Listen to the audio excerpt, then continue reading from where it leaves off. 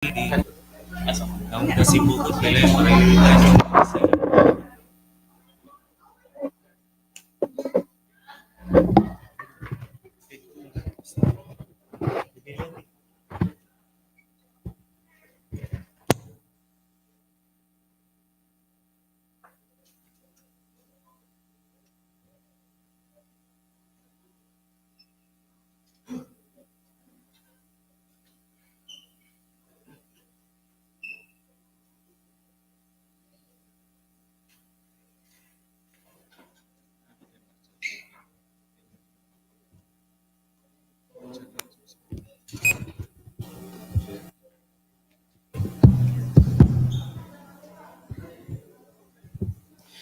The Cebu City Marching Band joins the celebration of the 161st birthday of Cebu hero General Arcadio Maxilom.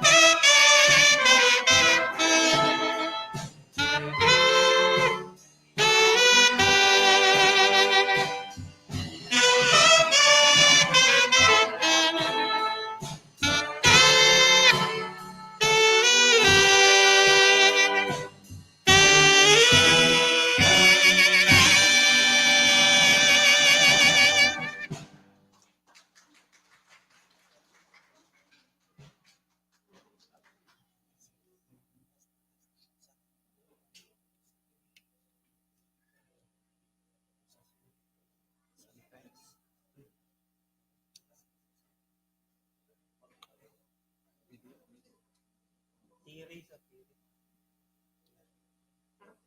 Downbeat lang. 3-4.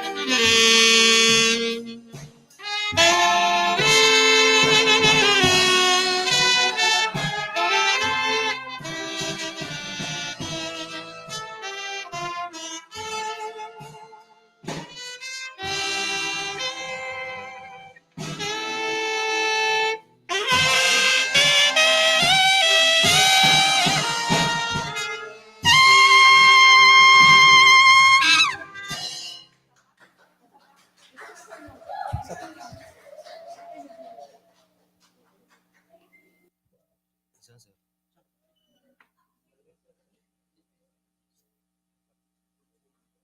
Dito lang, dito.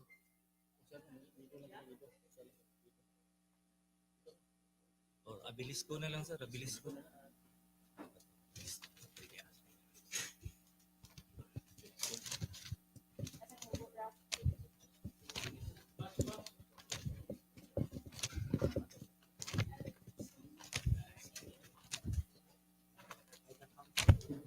Ayun, sir. Abilis ko lang. Para sure ball to. Okay, abilis ko.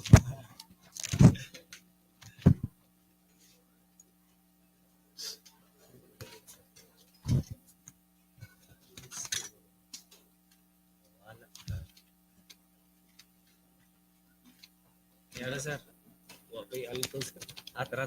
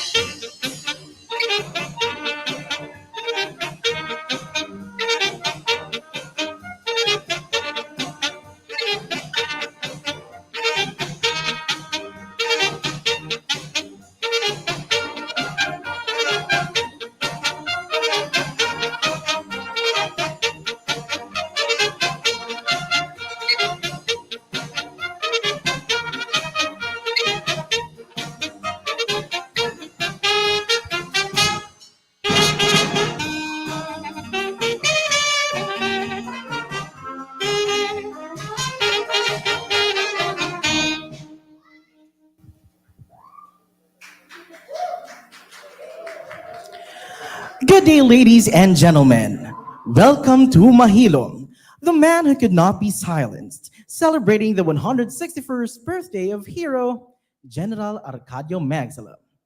To formally start the program, let us all rise for the invocation, followed by the singing of the Philippine National Anthem, to be led by the 𝗏𝗏𝗃𝗏 Street Children's Choir.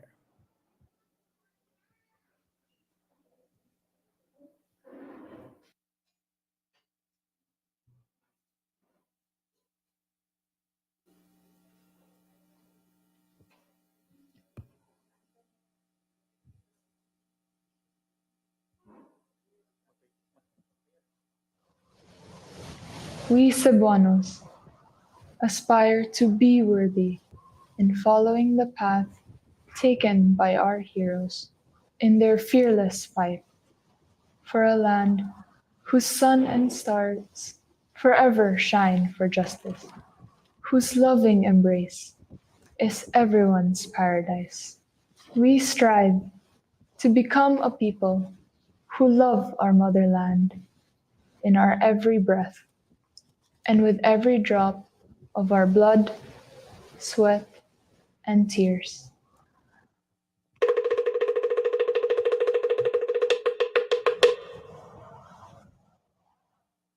Bayang magiliw, perlas ng silanganan, arab ng puso, sa dibdib mo'y buhay. Lupang hinirang, buyan ka ng magiting, sa manlulupi, di ka pasisikin, sa dagat at bundok, sa simoy at sa langit mong bugao. May ilak ang tula at awit sa paglayang minamahal. Ang islap ng watawat mo'y tagumpay na nagniningning. Ang bituin na taraw niya kailan pa may di magdidilim. Lupa ng araw ng lalakit pagsinta, buhay ay langit sa timog. Aming ligaya na pa'y mang-aapit, ang mamatay ng dahil sa'yo. Pag-ampo alang sa nabag-ong Cebu, o magbubuhat. Nag-ampo kami kanimo alang sa usa ka sugbong hingpit nga nabag-o. Ang sugbo nga sa mga bayani gidamgo. Usa ka sugbo nga atong ikapasigarbo. Kami nagaampo alang sa bag-ong Cebu. Cebuanong maalamon sa among mga kaagi. Nahiusang nagpanday pagkapot sa damgo. Sa sugbong maisog, mahuswagon o gawasnon. Among mga pangandoy para sa matag bata. May pagkaon sa lamesa o balay makatulgan. May bisting makahupay sa gabi nga matugnaw. Giatiman, gipangga sa tibuok katilingban. Kami nagaampo alang sa bag-ong Cebu. Cebuanong dako garbo sa among mga kaagi. Nahiusang nagpanday pagkabot sa damgo. Sa subong maisog, mahuswagon o gawasnon. You may now take your seats. Ladies and gentlemen, esteemed guests and fellow compatriots, a warm welcome to this auspicious occasion as we gather to honor and celebrate the 161st birthday of a distinguished Filipino hero, General Arcadio Maxilom. I am Adrian, your host for today's occasion. Today, on the 161st anniversary of his birth, let us honor General Arcadio Maxilom's contributions to our nation. His selfless dedication to the ideals of independence and justice serves as an enduring inspiration for all Filipinos. May we strive to embody the spirit of courage and resilience that defined his life. And as we celebrate the life, the love, the passion, and the legacy of General Maxilom, let us all witness the offering of flowers from 𝗖𝗲𝗶𝗏𝗏𝗂, CSE, CIC, AHP, the Gig Heritage Society, and UNESCO APNIV NCR to the General Arcadio Maxilom wood sculpture led by the La Liga Cebu reenactor Ferdinand Azcaraga.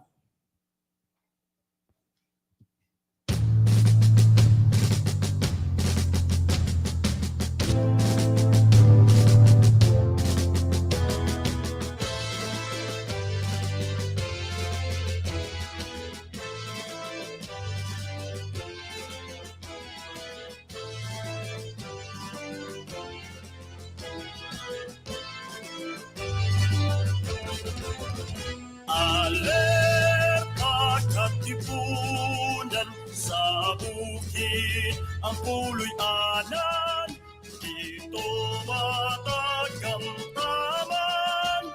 Kakapoy sa kalawasan, walay ulan, walay habon, walay banig. Pagkatulog, giunlan pa ang sundan, abanseng makalilisan.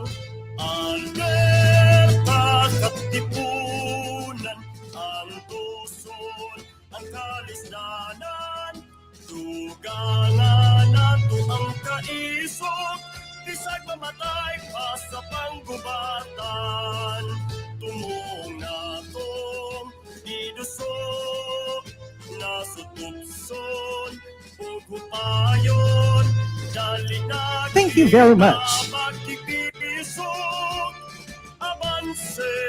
Led by the Cebu City Marching Band, let us all together sing a birthday song to General Arcadio Maxilom.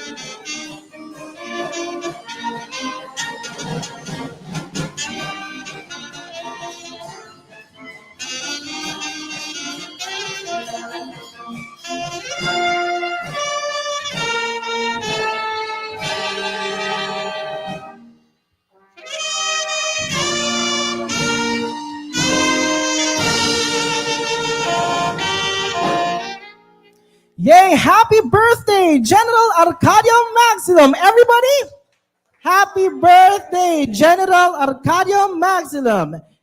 Yes, thank you very much.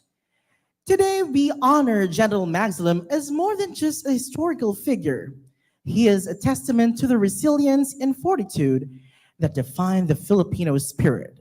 May this commemoration serve as a reminder of the sacrifices made by our heroes, urging us to uphold the principles for which they bravely fought. At this moment, we will now be hearing an inspirational message from the acting mayor, Honorable Raymond Alvin Garcia, who is also the chair of the Cebu City Cultural and Historical Affairs Commission. To speak on his behalf, ladies and gentlemen, Attorney Ronald B. Ginto. A big round of applause, please.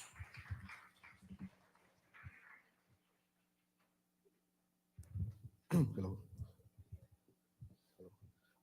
Dr. Jocelyn Gerra, Ma'am Agripina Givelondo, our esteemed and our guests, ladies and gentlemen, good afternoon.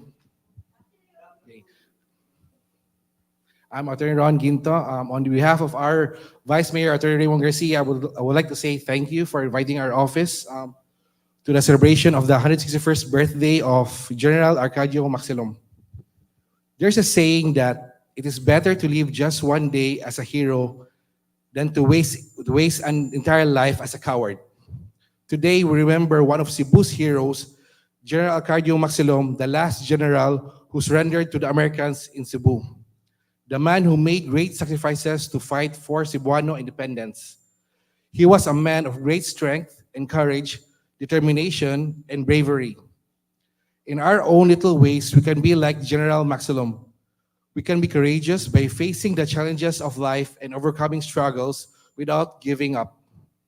We can set goals and be determined to continue until the finish line. We can be brave by rising no matter how many times we fall. One character that General Maxilom has was his ability to touch people's lives. By standing up for what was right, he did that not for himself alone, but for his fellow Cebuanos. We can touch others' lives by our encouraging words and good deeds. Little acts of kindness can go a long way. Before I end, let me leave you with this quote. When you touch minds, people are willing to walk 1,000 miles for you. When we touch hearts, people are willing to walk 1,000 miles for you. But when you touch souls, people are willing to walk 1,000,000 miles for you. Thank you.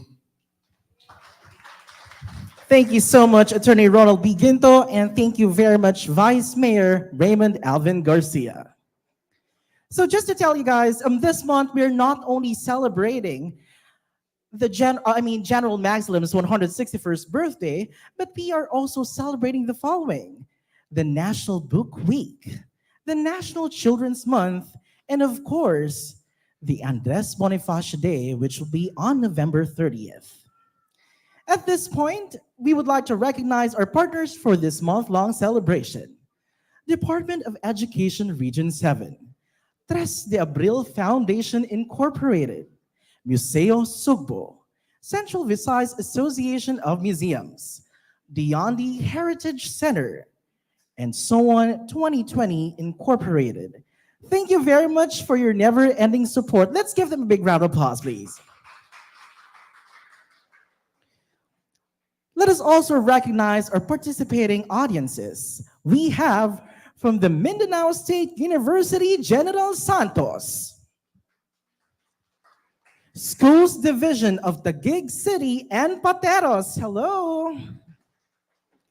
We also have from the University of Cebu Main Campus,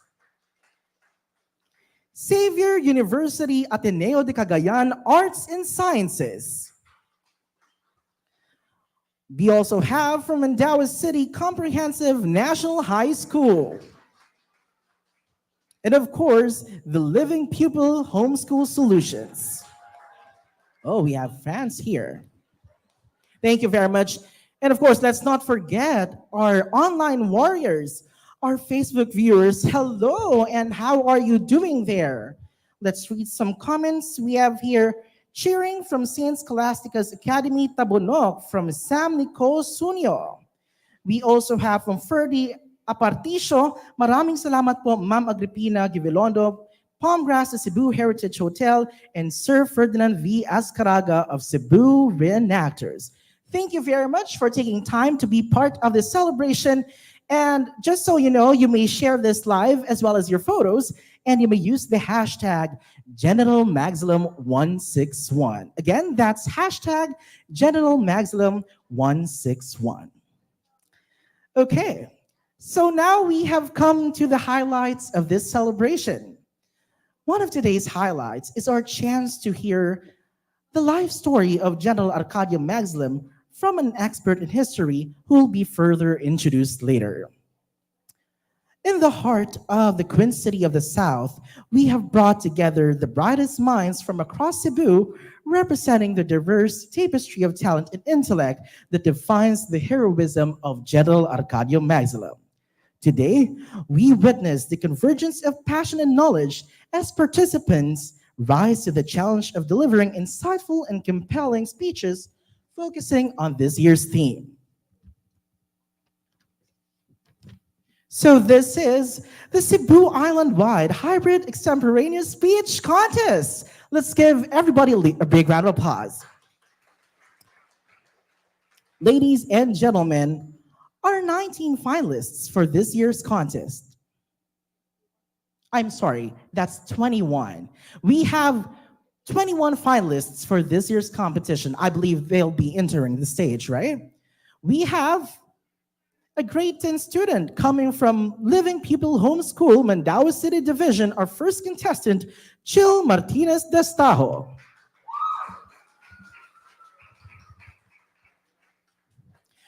From a grade 12 student from Baton National High School, Toledo City Division, 𝗖𝗲𝗋𝗶𝗶𝗄. Grade 11 student from Toledo National High School, Toledo City Division, 𝘾𝙤𝗪𝗡𝗚. From Science and Technology Education Center, Lapu-Lapu City Division, Ana Therese Amores. From Living Pupil Home School, Mandaue City Division, Justin Victor Shao. From Science and Technology Education Center, Lapu-Lapu City Division, Nini Marian Joy C. Labrador. From Consoletrix College of Toledo City Incorporated, Toledo City Division, Belle Wilson. From Toledo National High School, Toledo City Division, Dane Josine Juarez. From Baton National High School, Toledo City Division, Dan Jeru Caraja. From 𝗖𝗲𝗹𝗲𝗯𝗂 National High School, Toledo City Division, Kate Zaida Villagantol. From St. Scholastica's Academy, Tabunok, Talisay City Division, Anthony Bruce Cabuenas. From 𝗏𝗏𝗄 Global Academy Foundation Incorporated, Toledo City Division, John Kerwin Pansakala. From APAS National High School, Cebu City Division, Jamaica D. Cantilla. From Southwestern University, FINMA, Cebu City Division, Vern Ellison Ruth Z. Belacho. From 𝗚𝗏𝗏𝗏𝗏 National High School, Toledo City Division, Neil Alegada. From 𝗏𝗏𝗄 Global Academy Foundation Incorporated, Toledo City Division, Savannah Loreto. From Mandaue City Comprehensive National High School, Mandaue City Division, Gerra May Diaz Reyes. From 𝗚𝗏𝗏𝗏𝗏 National High School, Toledo City Division, Zarina K. Librinca. From 𝗏𝗏𝗏 National High School, Toledo City Division, Crisan Montojo. From the St. Louis College, Cebu, Mandaue City Division, Seth Anthony C. Siniza. And last but definitely not the least, our 21st contestant from St. Louis College, Cebu, Mandaue City Division, Ricardo Rey Ferrier.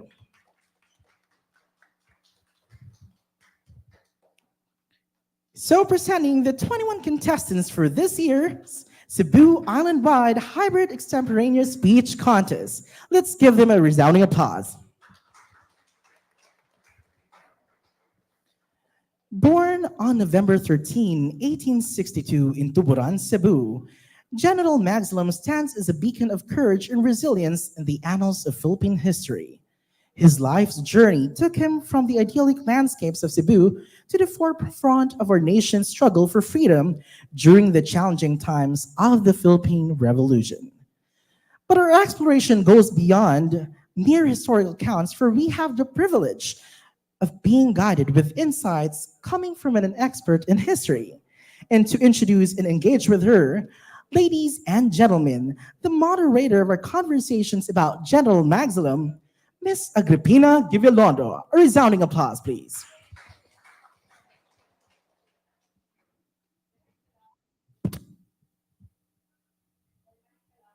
Daghang salamat, Adrian, for being a very engaging host of this celebration of the 161st birthday of General Arcadio Maxilom. To greet our hero in Bisaya, malipayong pagsaulog sa usa ka gatos ug kanuman ug usa ka tuig. Malipayong pagsaulog sa usa ka gatos ug kanuman ug usa ka tuig nga kasumaran sa adlaw na tawhan sa atong bayani sa Cebu nga si General Arcadio Maxilom. So daghang salamat for the overwhelming response of the students of of Cebu, the 19 students all over Cebu who are joining the extemporaneous speech contest in partnership. This is in partnership with DepEd Region 7. Daghang salamat to our judges of our extemporaneous speech contest, our esteemed and honorable judges. We have online, can you show? We have online our the director of the National Museums of the Philippines, Visayas Museums. We have NMP attorney Cecil Tirol. So, so daghang salamat for being a judge even online. So we also have on site one of our judges from the University of the Philippines, Cebu, also formerly news editor of the Freeman. We have attorney Ian Banticahon. He was also a judge 2 years ago in 2021 in the online extemporaneous speech contest. That contest also had 19 participants, 19 contestants. It was very challenging because it was online.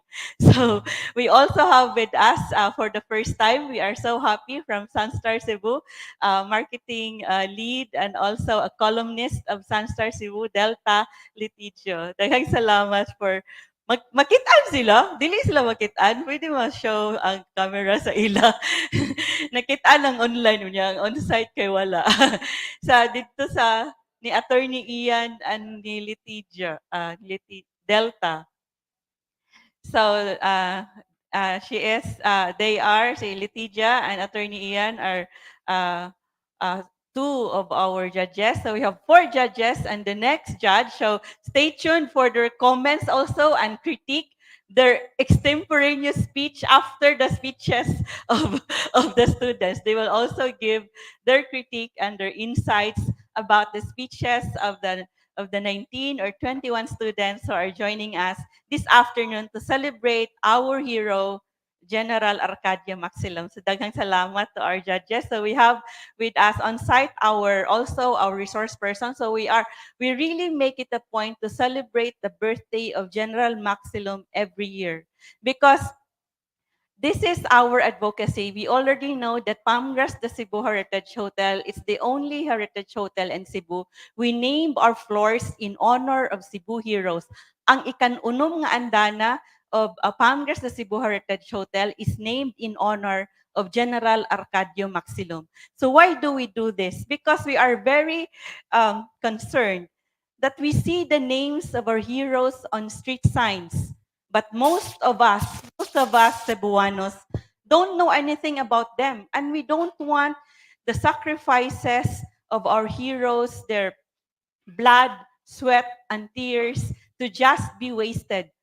If we don't remember them if we don't remember them, the younger generations wouldn't know what they did, who they were, and they wouldn't be inspired by what they did, that they were able to defeat superior enemy like empire, an empire. They were able to defeat the Spanish colonial rule, the very powerful colonial power. They defeated them with just bolos and knives because of the values that they had of their bravery, unity, cooperation, fearlessness. They were fearless of death and sacrifice to free us, to free the people from oppression and suffering. So we get inspired by what our heroes did, and the younger generations, we want the younger generations to know what they did so that all of us can be inspired. All of us will be inspired that it is possible to have change. It is possible that if people are united, if people are courageous, if people are fearless and are working together to work for a better society for everyone and not just for a few, it would happen because our ancestors did it. Taas na kaya akong speech, no? Nag-extemporaneous speech contest sa side ko. Na-appeal na ako sa extemporaneous speech contest. So right now, we would just discuss a few points. Like we have only 3 points, and we would also show you excerpts of a video that do-it-yourself video by the team, the young people, the the technical team, the multimedia team at Palmgrass. So we have this excerpts, and we are also having conversations with our resource person this afternoon. So our resource person on site, she is an editor of a project of the Cebu province on the history project from of the different towns in Cebu. So this is the first in the Philippines that all our towns in Cebu, the towns in the province have a history. So I forgot to tell you, one of our judges is also a writer of one of the books. He wrote about the history of Katmon. So we have also shown you a few weeks ago the books authored by the late journalist Anol Mungaya. It is here at Palmgrass, the Cebu Heritage Hotel, about the history of Naga and the history of Minglanilla. So our resource person this afternoon is also the curator, the consultant of the Museo sa Naga, and also she is also an editor of those history books on of the Cebu towns. And also, she is also a consultant of the Sugbu Chinese Museum, and she is a faculty right now of the University of San Carlos, Department of Anthropology, Sociology, and History, and she is an advocate of Cebu history and heritage. It is my pleasure to introduce to you our resource person, Dr. Jocelyn Gerra.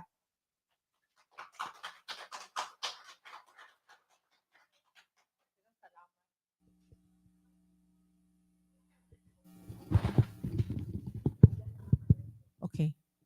Salamat. Maayong hapon. Good afternoon to all, both here in on-site and also online. I think this is very challenging, but I really admire Palmgrass Hotel for really sustaining this advocacy. It's not easy to do an advocacy. Over time, this has been, how long have you been doing this, Agripina? 10 years? 20? Uy, grabe said. Palmgrass had its soft opening in 2016, and we had the grand opening in 2017. Yeah, no, and that's why when she asked, like all teachers all over the world, this is really in Cebuano pinatyanay og papel readings and the like, no, and so I said, yeah, I in support of this advocacy, I will, and I will share whatever little knowledge I have, no, and especially since we have young people here, no, doing extemporaneous speeches. It's something that at the age of social communications, kanang Google generation, at least we have 21 or 19, no, of these young people, and hopefully by with these young people also online, that they would begin to think of themes that has something, in celebration also of our heroes, because otherwise, some of us take it for granted that, we are free, but really daghang dugo ang nidan ni Agas, no, for us to have that liberty that we have today, and also I think two things, no, one is ang dugo nga ni Awas o gipabuhagay, no, in Cebuano, para makuha natong atong freedom. But on the one hand, also, bisan sa kalisod sa tao, no matter how bad the situation is, Filipinos have always valued education. And we see this in the struggles of Arcadio Maxilom. Dahil salamat, Dr. Joy. So we have actually questions for you. So before that, we would like to read some of the comments from our audience. So we have from the DepEd, we are so happy that DepEd Taguig City and Pateros, they are supervisors and teachers of DepEd Taguig City and Pateros. Even if they are not from Cebu, they love our Cebu hero like us or more than us because they send flowers for Leon Kilat during his birthday, and they offer these flowers also for General Arcadio Maxilom. We remember the time that they sent flowers, they asked Palmgrass to buy the flowers for them and send the flowers for Leon Kilat to Karkar, because the Karkar, that's the only monument of Leon Kilat. And the Karkaranons were so surprised. Why are there flowers offered for Leon Kilat on July 27? They didn't know that it was the birthday of General Leon Kilat.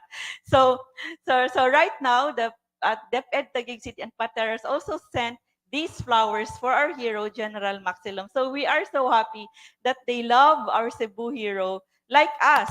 And so 𝗏𝗏𝗏𝗏 Aparticio of Taguig City and Pateros says, even in NCR, we need to know our heroes, not only a street name, but know them by heart, their life and works. So we have also students who are greeting their friends who are joining this contest. We have Chenny Taburada, Joanne Amores.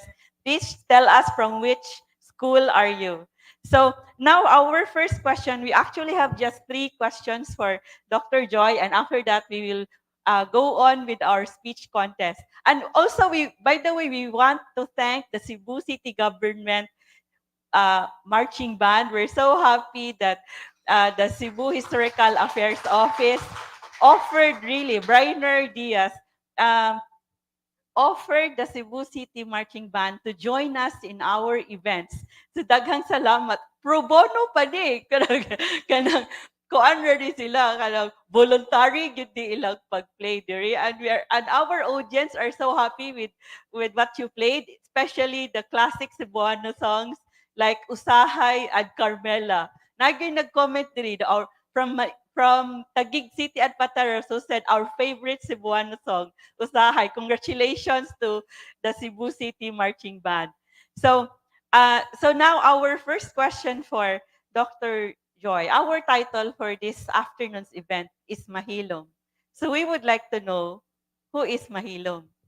Because we know our hero as General Maxilom. So who is Mahilom? Okay. There's actually a paper being published by Dr. Linda Albura, and I'll quote from her. In her research, Mahilom actually was Isidoro, Isidoro Alombro, who comes from Maribohok, and Bohol. Maribohok is in Bohol, which is really a progressive town, but very much under the Bohol was very much occupied by the Spaniards. So at that point in time, he served as cabeza de barangay, but he also was tasked to collect taxes. Unfortunately, there was no salary being given to a collector like him. So what he did, he deserted his the Spanish authorities in Bohol and came to Cebu. He was able to make it to Tuburan, and he chose Tuburan because at that time, can you imagine the whole of Tuburan today with over 30,000 in population, had only 5 families before, and you can imagine nga in Cebuano it's Mingaw. So this guy Alombro decided to also change his name so that he can just live in peace, and so he used Mahilom as the name. However, the Spaniards they have a problem with H. Sorry, Spanish speakers, but they don't. So what they did was to change the H to an X, so it became Maxilom. That's how the story went.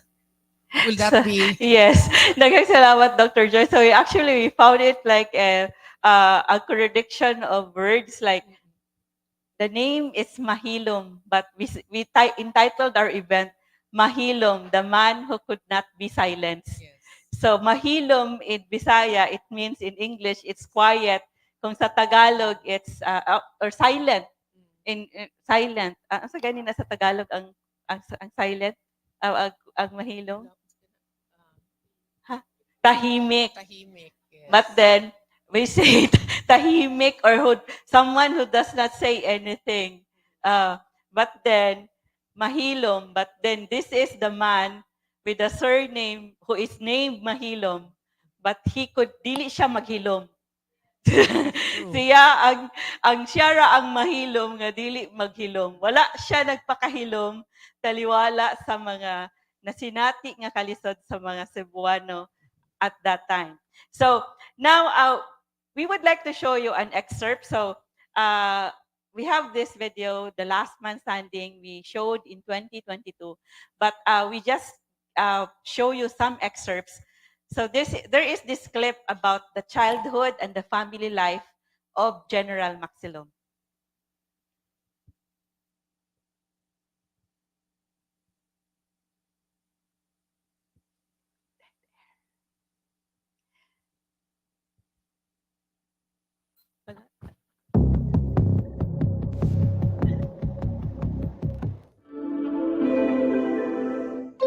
Si 𝗵𝗲𝗏𝗂𝗖𝗲 was a natural leader. Kanang magdula ang mga bata, silang mga bata, mo organize dayon na siya.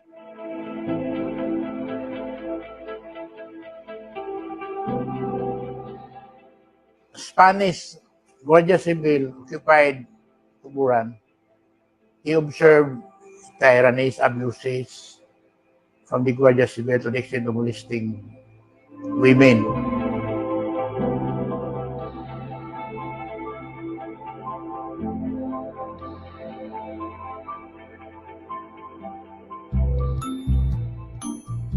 𝗵𝗲𝗏𝗂𝗖𝗲, he was a very brave general.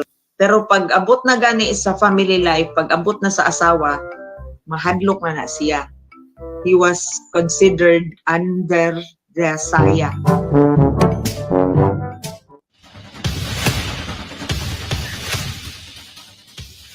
So that's a clip. Actually, we tried because when we found out in 2020 that our target audience, like the young people, really want to know about love stories, we really tried to look for the love story of General Maxilom. And that's why we found out that he loved Cebu, he loved the country, but he also loved his wives. So he got married twice. So at first, actually, we were trying to know more about that because there was one who said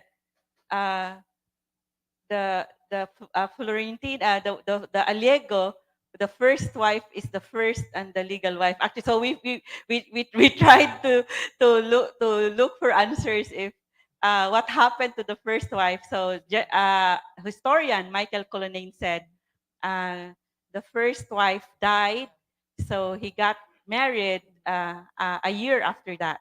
So of course our heroes also loved women aside from loving the country. We also see from history, like in this book, Leon Kilat, and also in this book, A Short History, we would know that his son from the first wife also joined him in going to Sudlon, in fighting battles. And he was just 10 or 12 years old when they went to the mountains of Sudlon. So that's one of the clips. So now our next question for Dr. Joy is about the Arcadio Maxilom, the teacher. Please tell us more about Arcadio Maxilom, the teacher. Oh, okay. So Arcadio, in fact, I was really surprised, no, that he's when you look into the literature online, he's really honored by the teachers also from DepEd, no, and this is something that I think it's an inspiration. He may not be formally trained as a teacher because he was taught by a parish priest in their town, the 𝗵𝗲𝗏𝗂𝗖𝗲, but he was a fast learner, such that he was able to master the Spanish language, because what they did before in teaching the 𝗵𝗲𝗏𝗂𝗖𝗲 was to use syllables and then pictures, and of course religion, which was the key point there. But he was able to master that, and since there was a very few teachers who could also teach, and this parish priest, what's so interesting about him, his name is Father Mauricio Ismero, was actually not a friar, but rather he was a secular priest. And at this time, they wanted, the secular priest under the direction of the bishop wanted to inculcate knowledge, among people, so among the young people. So therefore, they asked, after learning Spanish very well and reading, he was also asked to also inspire other kids. So that's why what 𝗵𝗲𝗿𝗂𝗏 said was that he was really a natural leader, no? So he can motivate the kids. And since he also knows his difficulty, he's also able to motivate the kids to be able to learn Spanish. No? And this is one, I think, ang side note lang, Ani, is that what's so interesting about us learning in our own language, in our mother tongue, is the fact that this was when the Agustinians came with Andres de Ordaneta.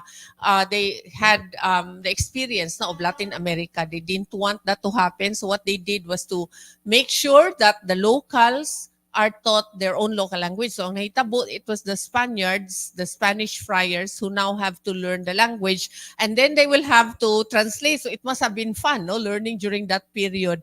To learn the language, and then you have to teach it to the Cebuano kids, and then relearn, and then the kids relearn the language from the perspective of the Spaniards. So interesting, but nevertheless, Arcadio, with these challenges, has really mastered it. It only shows, you know, how a young mind, no, can really is like a sponge. So what you're doing now here, no, in relation to today, is inspiring these young kids to do extemporaneous speeches. I think it's very important to inspire them, just like Arcadio was inspired to learn the language. Dahil salamat, Dr. Joy. So our teachers here can relate to General Arcadio Maxilom, because General Arcadio Maxilom was also a teacher. So now we will also like to recognize our tour guides who just came in. Daghang salamat for joining us, and we're so happy that you are able to learn about history and retell the story of our heroes to your guests, also to our tourists, so that they would know the real story of Cebu from facts and from history. So we have also from Marvin Maxilom, a descendant of Arcadio Maxilom online. Daghang salamat, Marvin, for joining us. Also, Jacqueline Bejo from Batu National High School. Danny Montenejo from Lapu-Lapu City. Good afternoon, Miss A. So there is a question from Ferdy Aparticio. How was the degree of connection, interaction between General Arcadio Maxilom and Gat Andres Bonifacio? Did women take active part in the Katipunan during the time of Maxilom? So maybe we would answer that. According to Marivir, later maybe we would answer that. According to Marivir Montibon, General Maxilom, the wife of General Maxilom, 𝗖𝗲𝗏𝗂𝗏, is the commander, the general in the house. So if 𝗖𝗲𝗏𝗏 no bisyo, I forgot the exact, if 𝗖𝗲𝗏𝗏 wouldn't agree to what General Maxilom would do, so he couldn't leave the house. So General Maxilom had a commander-in-chief, so we would know that if the wife did agree to what he did, walay revolution in Cebu. So of course, women had a part. So we have this clip that we would like to show you regarding the background of Arcadio Maxilom, based from historian. We have this historian, Michael Collinane. He is an American, but he is an adopted son of Cebu, and he knows very much about the families in Cebu during the Spanish period. So he studied actually the municipal records and also the parish records about our ancestors. So we have this, we interviewed Mike Collinane, Dr. Mike Collinane, a few years ago, like in 2021, and what he said. It starts with an increasingly important town on the northwest coast of Cebu. Many people are competing for the land in that area, and the most prominent landowners in Tuburan were the Maxilom family and the 𝗵𝗶𝗶𝗏𝗏 family. These two families are now connected, and that Fausto 𝗵𝗶𝗶𝗏𝗏, the contrabida of Arcadio Maxilom, they're actually step brothers. what brought Arcadio to Cebu City and to San Nicolas. And that was, of course, after the 𝗵𝗶𝗶𝗶𝗏 family began to take over the politics of Tuburon.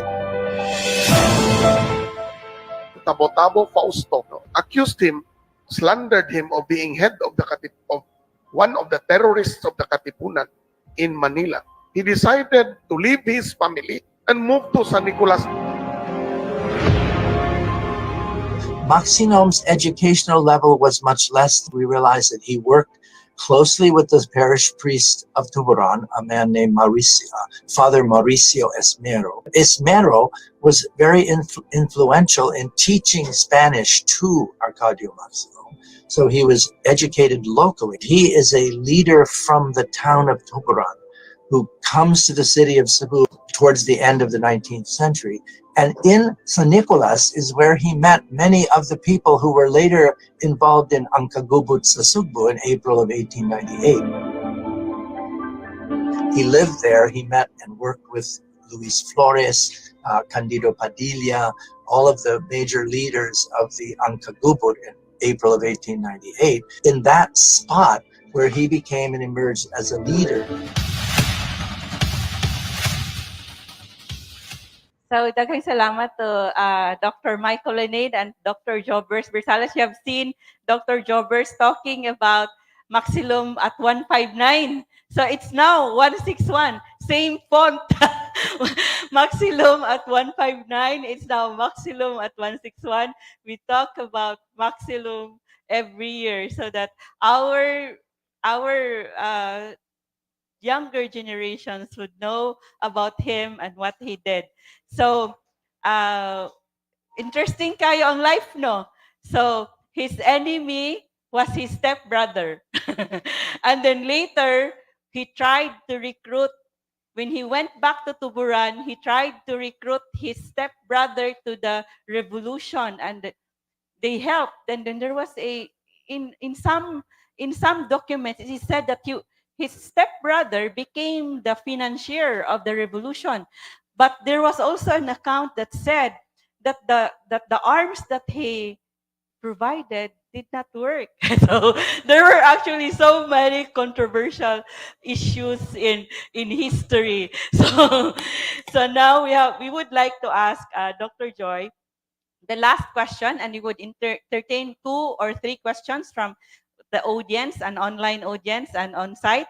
So the last question is for Dr. Joy is, please elaborate about Cebu during this period and why the time was ripe for a revolt or revolution.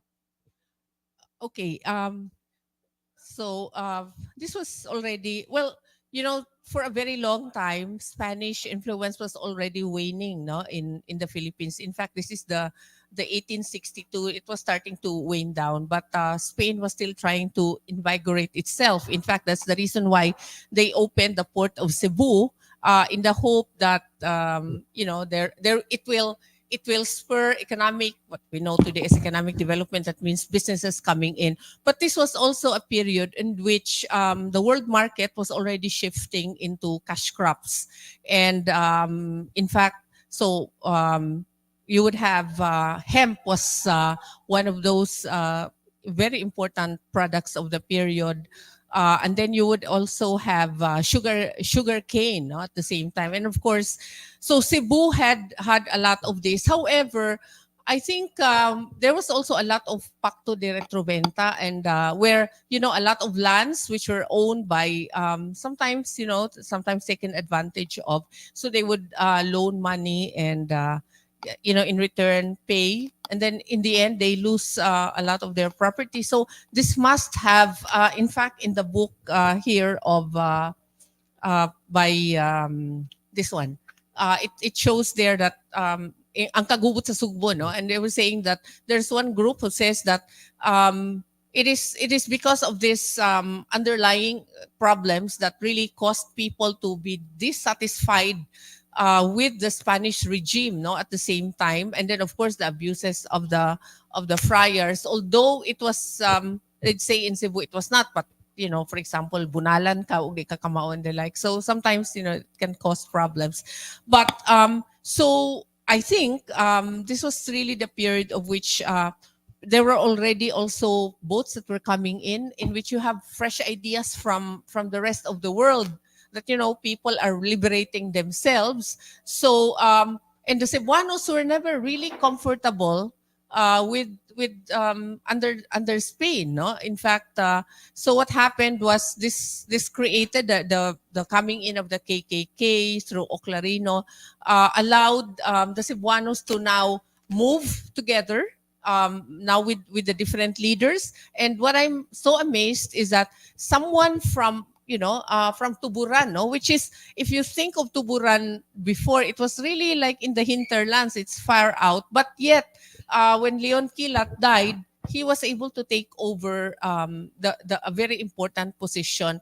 And so that only shows that, when you have the same struggle and the same goals, the social class, wherever you come from, is dimmed, and what you have is a cause for this. Otherwise, we may not have won our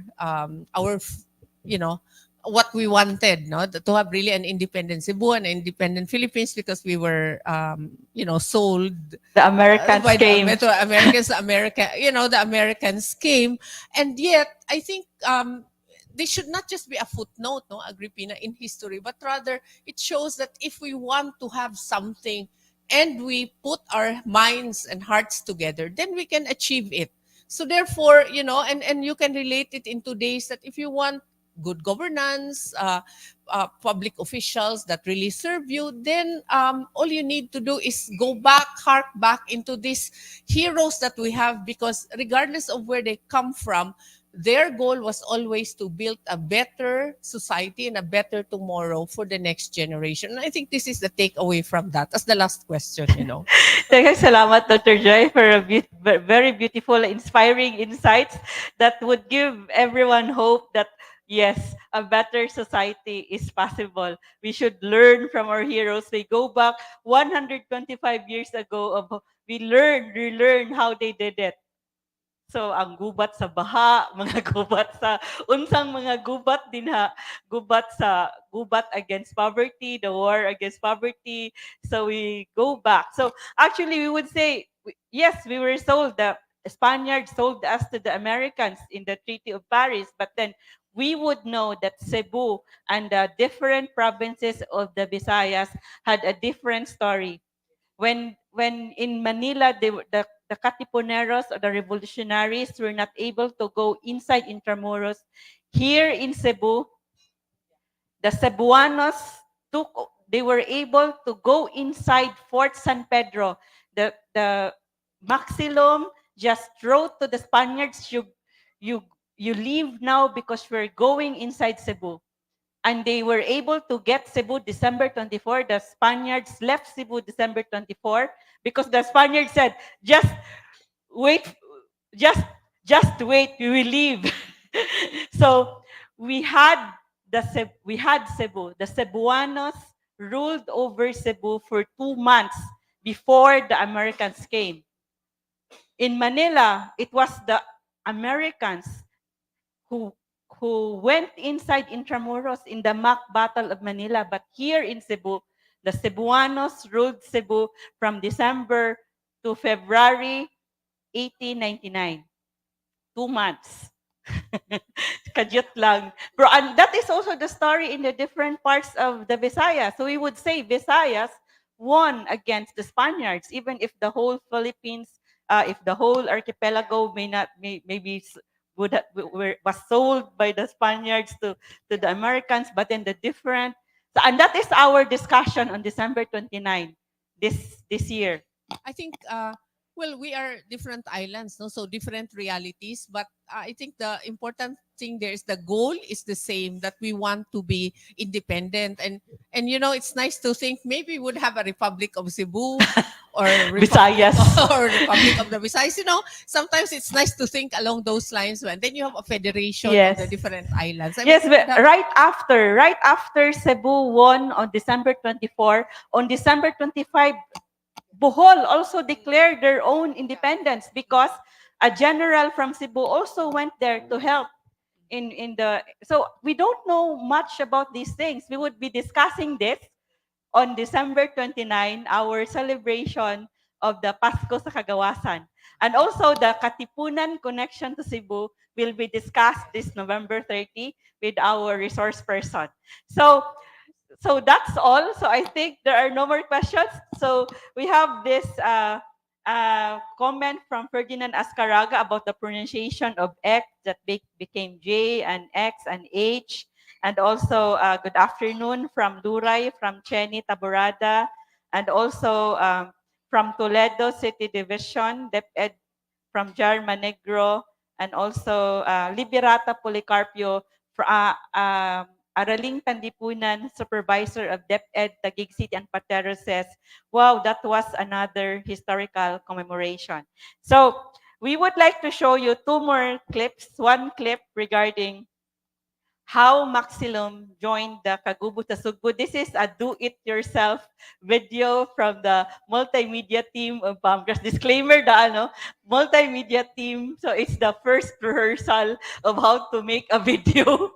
So this is made by the multimedia team of Pamgras. So these are clips from the last man standing.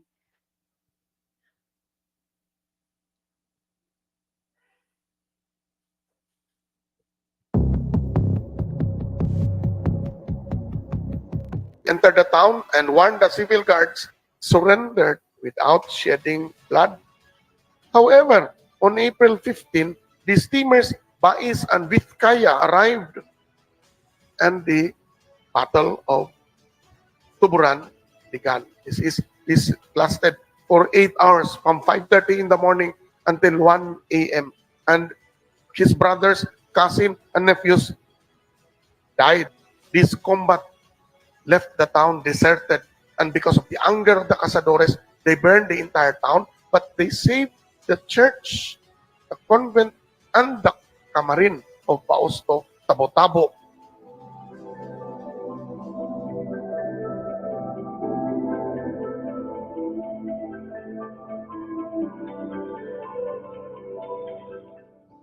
General Arcadio Maxilom and other Tuburanons encamped at the mountain of Anihaw after the Battle of Tuburan against Spanish forces in mid-April 1898.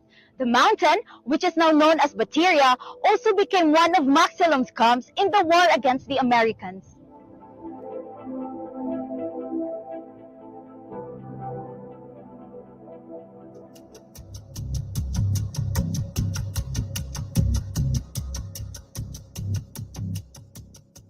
Ako lang gipakita diri ang usa ka murag scene sa gubat, no, kay si Maxilom manggod daghan man ni siya kaning battles, no, kay gikan sa katong ilang revolution kontra sa mga Spaniards, no, and then sa kuan pod ang ilasang kaning gubat kontra sa mga Amerikano. Makita diri nga si General Maxilom murag ni emerge siya, no, murag siya ni saka gikan sa trenches, murag medyo maalam sad sila gamay sa kaning art of war, no.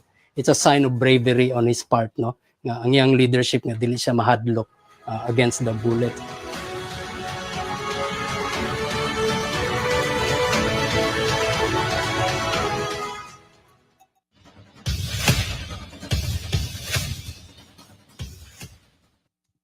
So it is actually the clip that preceded that was how he joined. He was actually on April 3. He came here on April 2. He came to Cebu. He was already in Cebu in March 1898, and he joined the major meeting in the house of the ancestors of Pamgras, Isidro Gibilondo.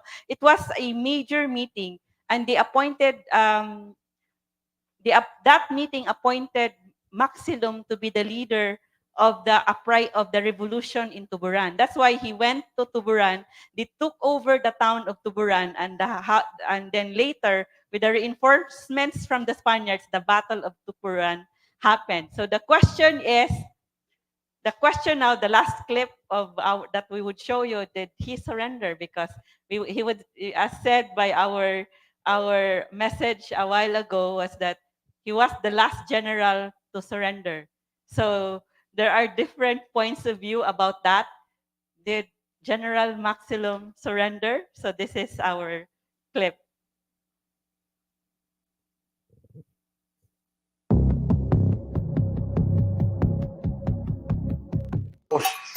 Encounter he has, always victorious, yet he's not seen in the area of operation. There were talks nga may anting-anting siya. Kanang anting-anting nga dili makita.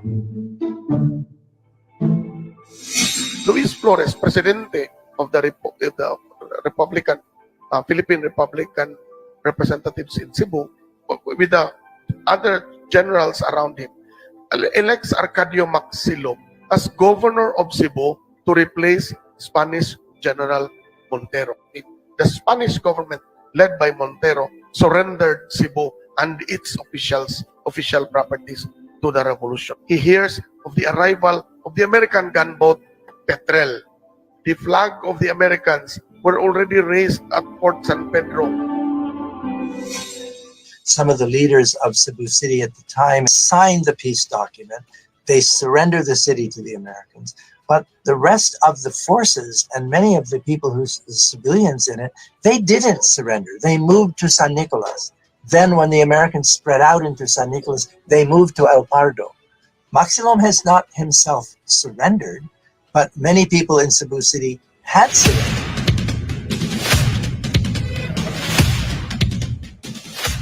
Later, in 1900, in January of 1900, against the Americans who were attacking, he surrenders, but then later, after he realized that the Americans were really taking control, and he begins to decide that he needed to resurrect the revolution against the Americans. Actually, he did not surrender. There was no declaration of surrender. The statement he said, according to Lolo, that I will not surrender my love to my country.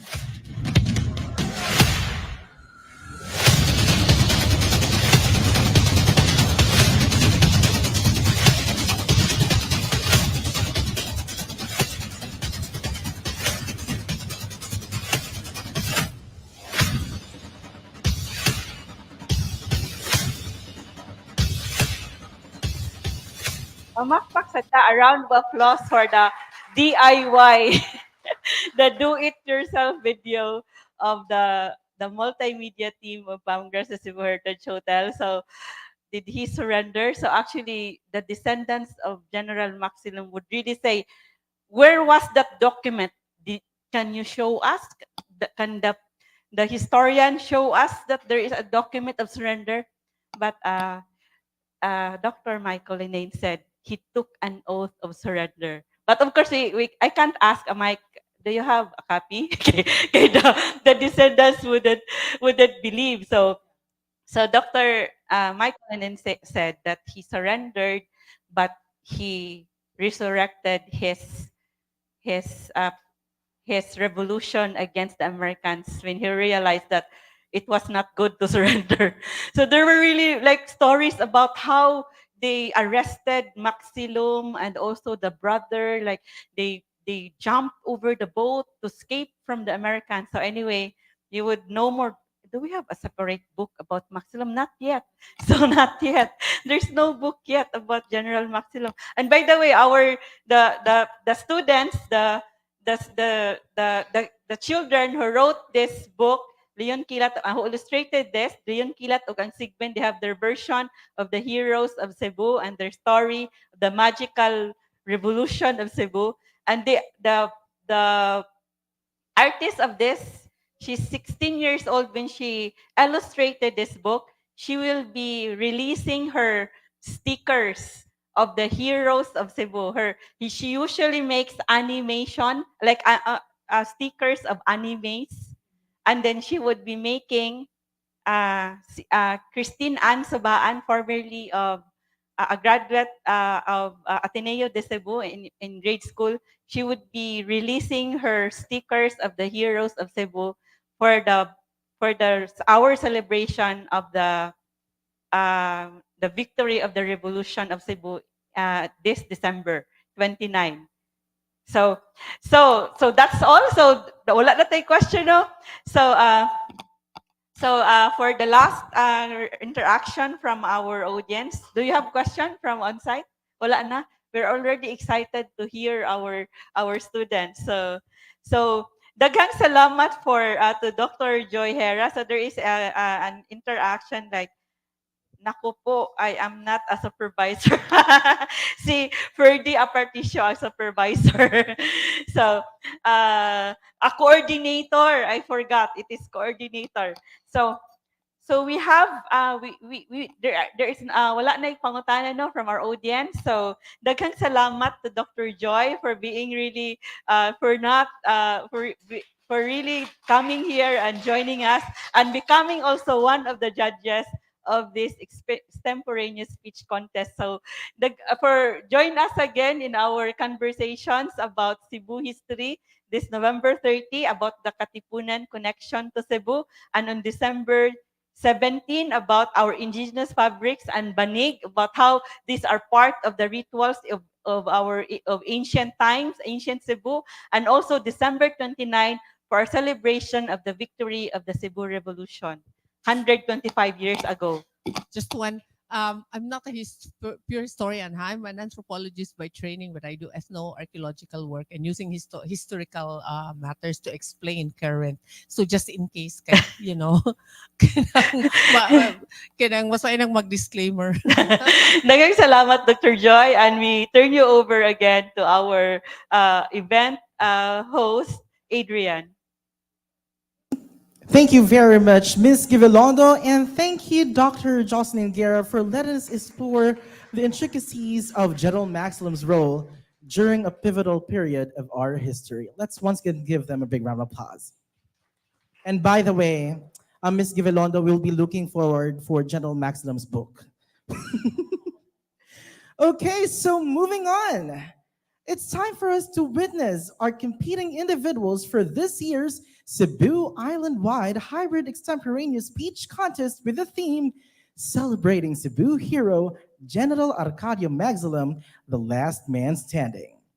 This year, we have 21 competing students from 13 schools in 5 school divisions: Division of Cebu City, Division of Mandaue City, Division of Lapu-Lapu City, Division of Toledo City, and Division of Talisay City. Before we dive into the heart of the competition, let us take a moment to acknowledge and introduce our esteemed panel of judges who bring a wealth of experience, expertise, and discerning judgment to this platform. Starting with our first judge, our online judge. She's a director of the Visayas National Museums. Let's give a round of applause to Attorney Maria Cecilia Terol.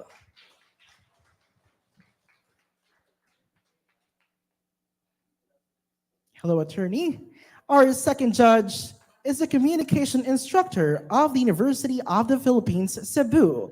Let's give a big hand to attorney Ian Manticajon.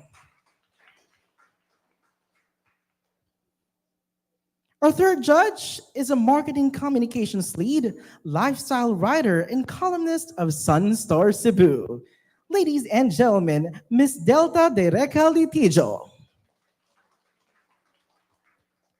Last but definitely not the least, she's a faculty of the University of San Carlos Department of Anthropology, Sociology, and History. Ladies and gentlemen, Dr. Jocelyn Gerra. Thank you very much. So now, we're still not there yet. Now that we are acquainted with our panel of judges, let's familiarize ourselves with the following mechanics. The contest is open to all grades 7 to 12 students of public and private schools in Cebu. Each division of participating school is requested to submit to Palmgrass, the Cebu Heritage Hotel, the names of students, school, grade level, and their email addresses, messenger accounts on or before November 10, 2023, which already took place. The organizer will provide the specific topic to be discussed by participants of the extemporaneous speech contest during the contest proper. The contestants shall be given 6 minutes to prepare and 2 minutes to deliver. The speech will be delivered in English. Time frames and limits shall be strictly observed during the competition, hence deductions of points. 2 points per 10 seconds shall be given to student speakers who exceed the delivery time. Contestants are required to wear their school uniform. The speeches will be judged according to the relevance of the theme and impact. The videos of speech entries will be published at Palmgrass, the Cebu Heritage Hotel FB page. And aside from the winner, the entry with the most reactions will win the Netizens' Choice Award. Online voting will be until November 26, 2023. So, are we all ready to hear today's speeches? Yes. Are we all ready to hear them? Super ready? I'm sure General Maxilom's ready. Nagstorya jud mi ganina. So, let us not prolong the agony of waiting and begin the competition. Now we present the first question to a grade 10 student of Living Pupil Home School, Mandaue City Division, Chil Martinez Destajo. Your question is, discuss ways today's youth can pay tribute to Cebu hero General Maxilom. I repeat, discuss ways today's youth can pay tribute to Cebu's hero General Maxilom. And while we are giving her time, let us watch this.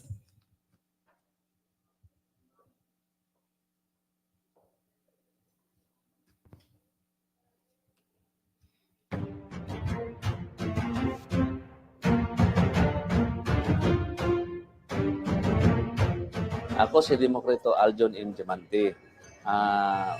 Nahimong mayor sa Tuburan ni atong 2010 hangtod 2019.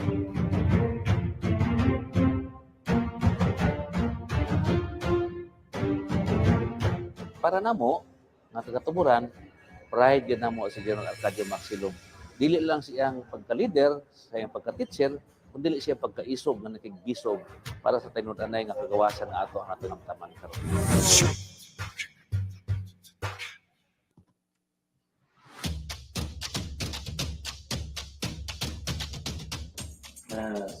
Si General Arcadio Maxilom, nagtako nagtubo sa Tuburan, nahimong usa ka magtutudlo, usa na abot na nahimong usa ka katipunero. Nahimong siyang pangulo sa mga katipuneros, nahimong siyang usa ka general no natong 1898 sa pagkawala namin General Leon Kila.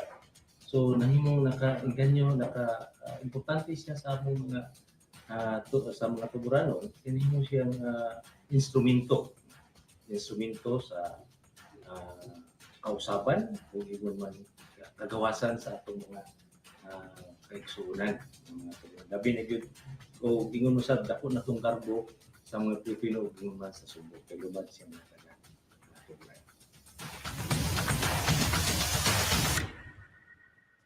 Now it's time for us to present the question to our second contestant, a grade 12 student of Baton National High School, Toledo City Division, Liza May de los Santos. Your question is, what are the ways that today's leaders can emulate General Maxilom's heroism? I repeat, what are the ways that today's leaders can emulate General Maxilom's heroism? And while waiting, let's all watch this.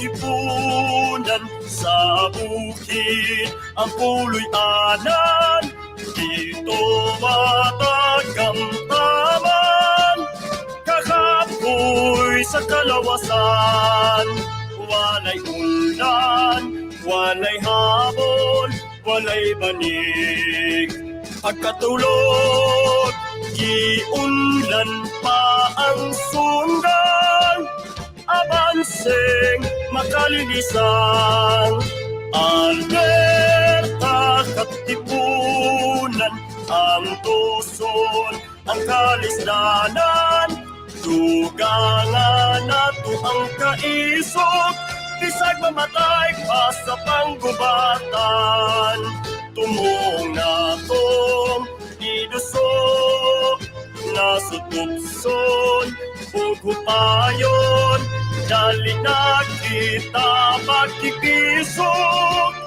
abanseng makalilisan.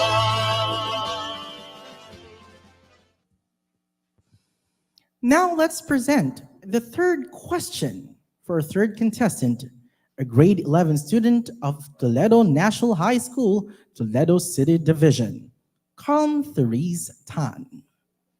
Your question is, what is the significance of the sacrifices made by Cebuano heroes like General Maxilom? I repeat, what is the significance of the sacrifices made by Cebuano heroes like General Maxilom? While waiting, let's continue watching this.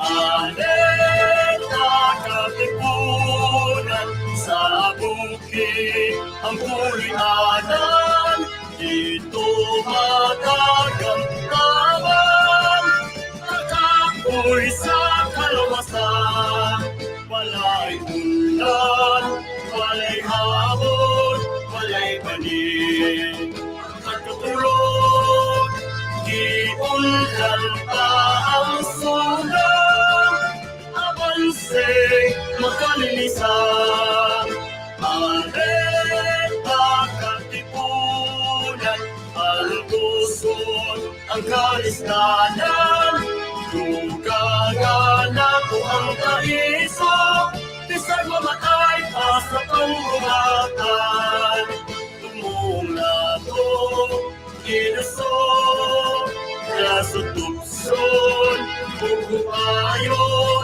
dali na kita magkipisok abanseng makalilisan alerta katipunan abanseng makalilisan alerta katipunan abanseng makalilisan. Now let us hear from our first speaker, a grade 10 student of Living People Home School, Mandaue City Division, Chil Martinez Destao, with the question, discuss ways today's youth can pay tribute to Cebu's hero, General Maxilom.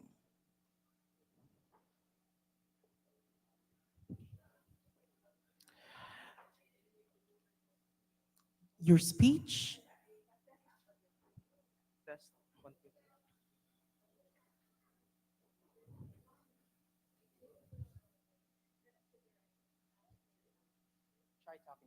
Hello?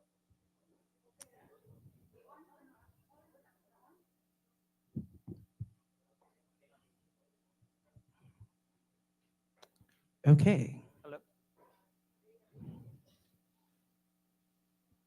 Testing.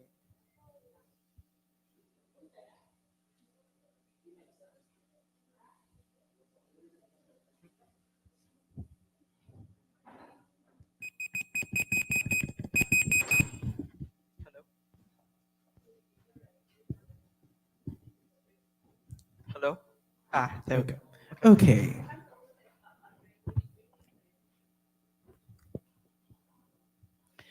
Your speech starts now.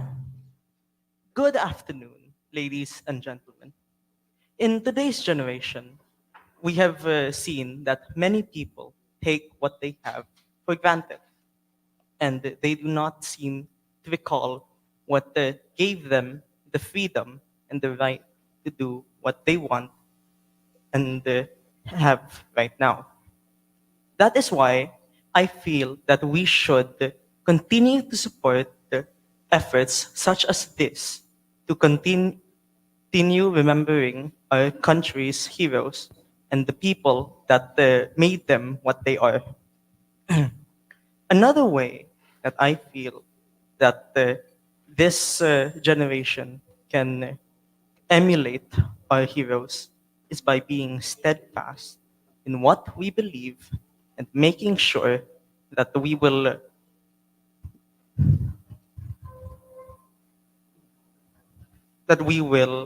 continue and support efforts like this that are made to be better in this world.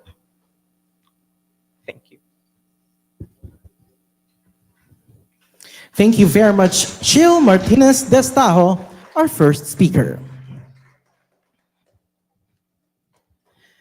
Now, let us present the question for our fourth contestant, a grade 11 student of Science and Technology Education Center, Lapu-Lapu City Division, Ana Therese Amores. Your question: identify a modern-day hero who carries on General Maxilom's values. I repeat, identify a modern-day hero who carries on General Maxilom's values. While waiting, let's all watch this.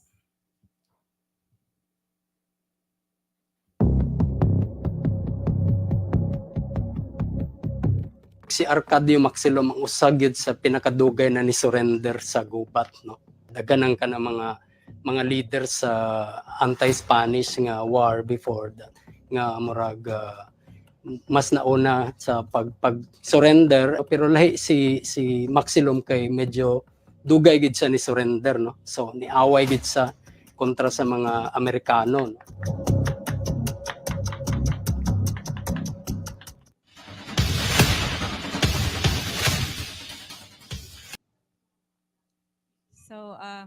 So my task now is to be a filler. So we have like 1 minute. I have to talk for 1 minute as a filler because we need to make sure that the preparation of the contestants is 6 minutes. So you have seen a while ago that our artists are making the sculpture of General Arcadio Maxilom. So you have seen here at the back of the stage is the sculpture of General Arcadio Maxilom rising up at the trenches. So this is there was one contestant a while ago that asked, who is this and what is he doing and where is he during this time? So we think of him and in that sculpture as in the Sudlun Mountains, the camp of the Cebu revolutionaries against Spain, and also their headquarters against the Americans.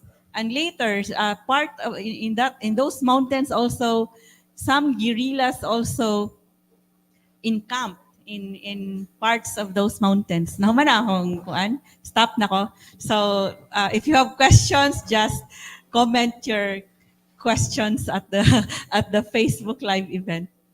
Thank you, Ms. Givelondo. So let's keep the ball rolling with our second speaker, a grade 12 student of Baton National High School, Toledo City Division, Liza May de los Cientos, with a question: what are the ways that today's leaders can emulate General Maxilom's heroism? Your speech starts now. Yeah, let's check your audio. Hello? First. Okay, we're hearing you good. Your speech starts now. In the radiant glow of wisdom, good afternoon, esteemed judges, honored guests, and fellow Cebuanos. Today we explore on an exploration of our General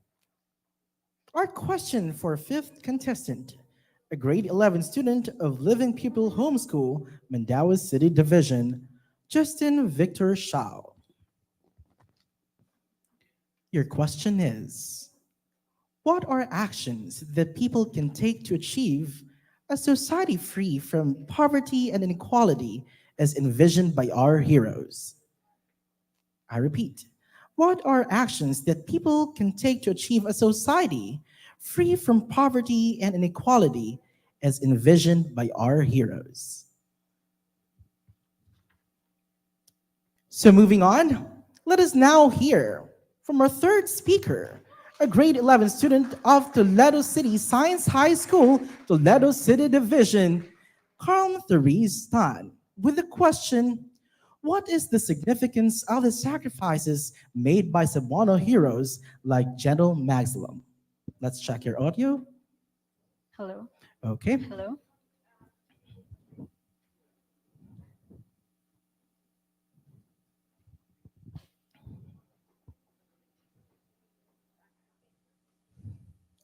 Your speech. Hello. Hello. I test. Okay. Thank you. Okay. Your speech starts now.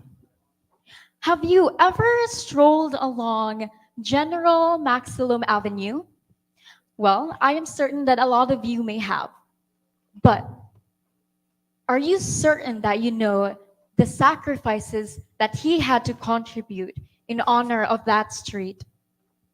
Good day. I am committed to my belief that General Maxilom, who I personally see as Cebu's diamond, as it is the hardest mineral with the strong resistance of scratching, just like our general who had this strong legacy of resistance against from the Spanish to American forces.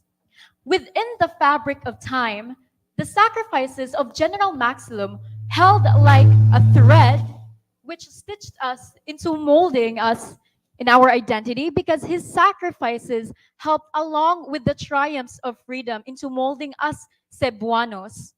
And with that, moving forward, every time that you will walk along the streets of General Maxilom Avenue, you will hold this spirit in you, the inspiration, the motivation in you to be as resistant as General Maxilom, because that is what he left us. He did not just leave independence in this land, but he also left something for us, for the future generation. Thank you.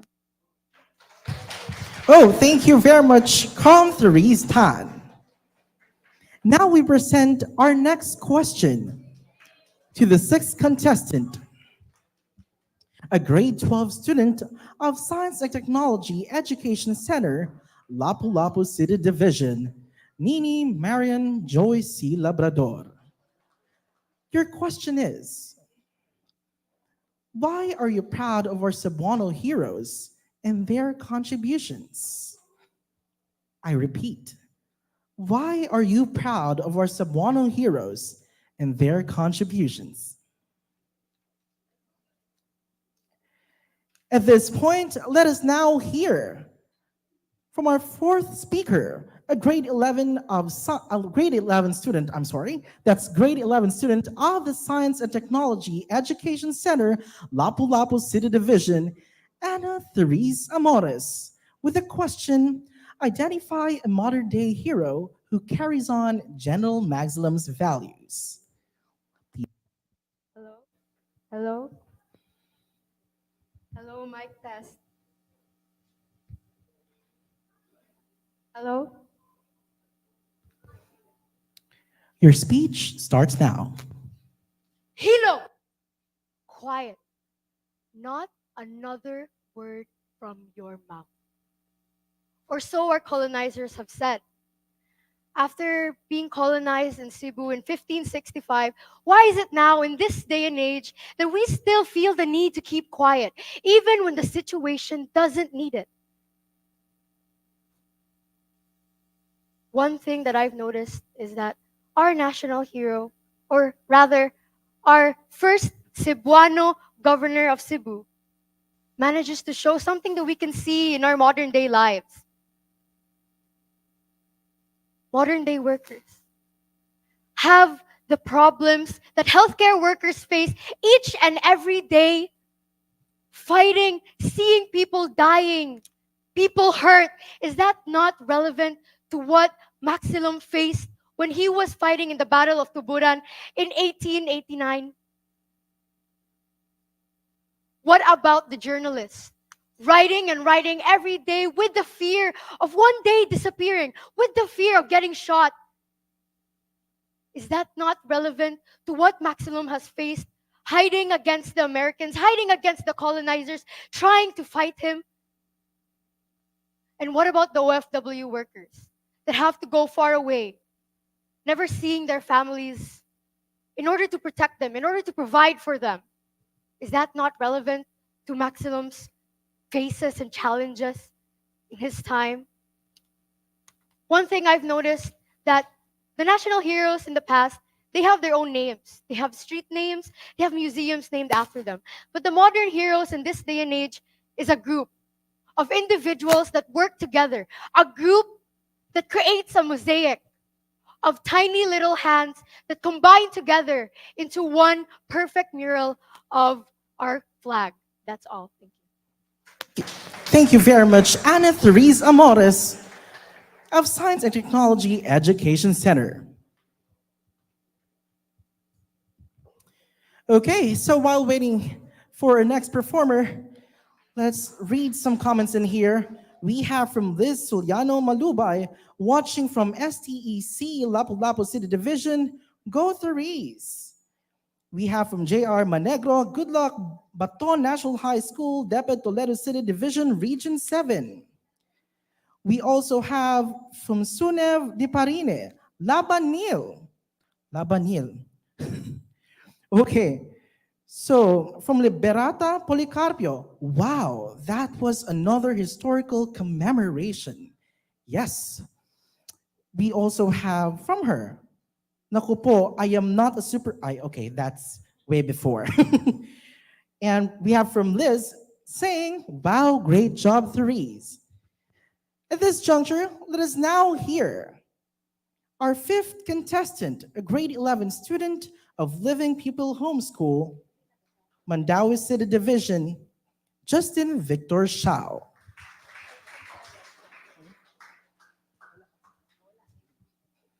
With the question, what are actions that people can take to achieve a society free from poverty and inequality as envisioned by our heroes? Let's check your audio. Mic check. Mic check. Okay, your speech starts now. How can this society become free from poverty and inequality? Back in the past, during the Spanish occupation, General Arcadio Maxilom was a patriot and commander. But not only that, he was a lover of our nation. He was also a lover of his fellow Filipino brothers and sisters. He had great passion for them, and he had zeal to fight against the Spanish oppression. Even when the Americans came, he still fought against them. Why should we follow General Arcadio Maxilom in his love for this nation? Because it is only through love for the nation that we can build each other up. It is because of love that we can seek for the best of each other. Now, let us remember heroes like Jose Rizal, Andres Bonifacio, Leon Quilat, and especially General Arcadio Maxilom. Let us remember what faith they had for our nation, how they hoped to make a better Philippines, and how much they loved each other. Let us remember our Filipino brothers and sisters, his love for the nation.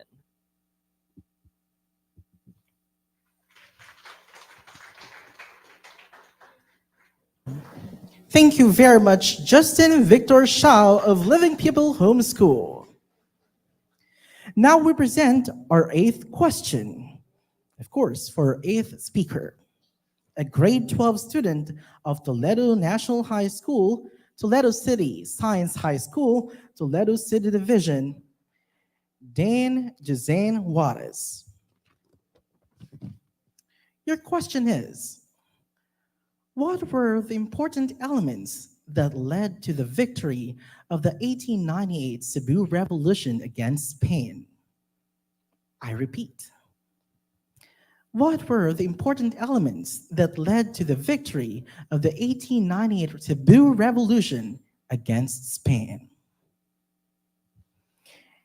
And while waiting, at this point, we would like to thank our partners for this month-long celebration.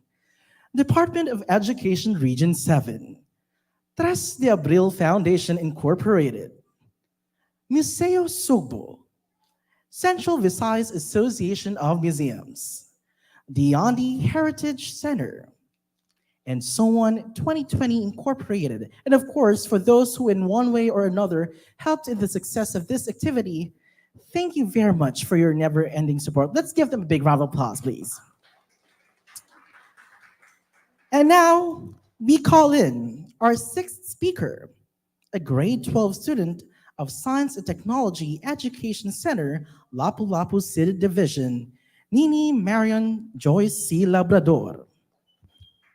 With the question, why are you proud of our Cebuano heroes and their contributions? Hello, mic test. Down. Hello, mic test. Mic test.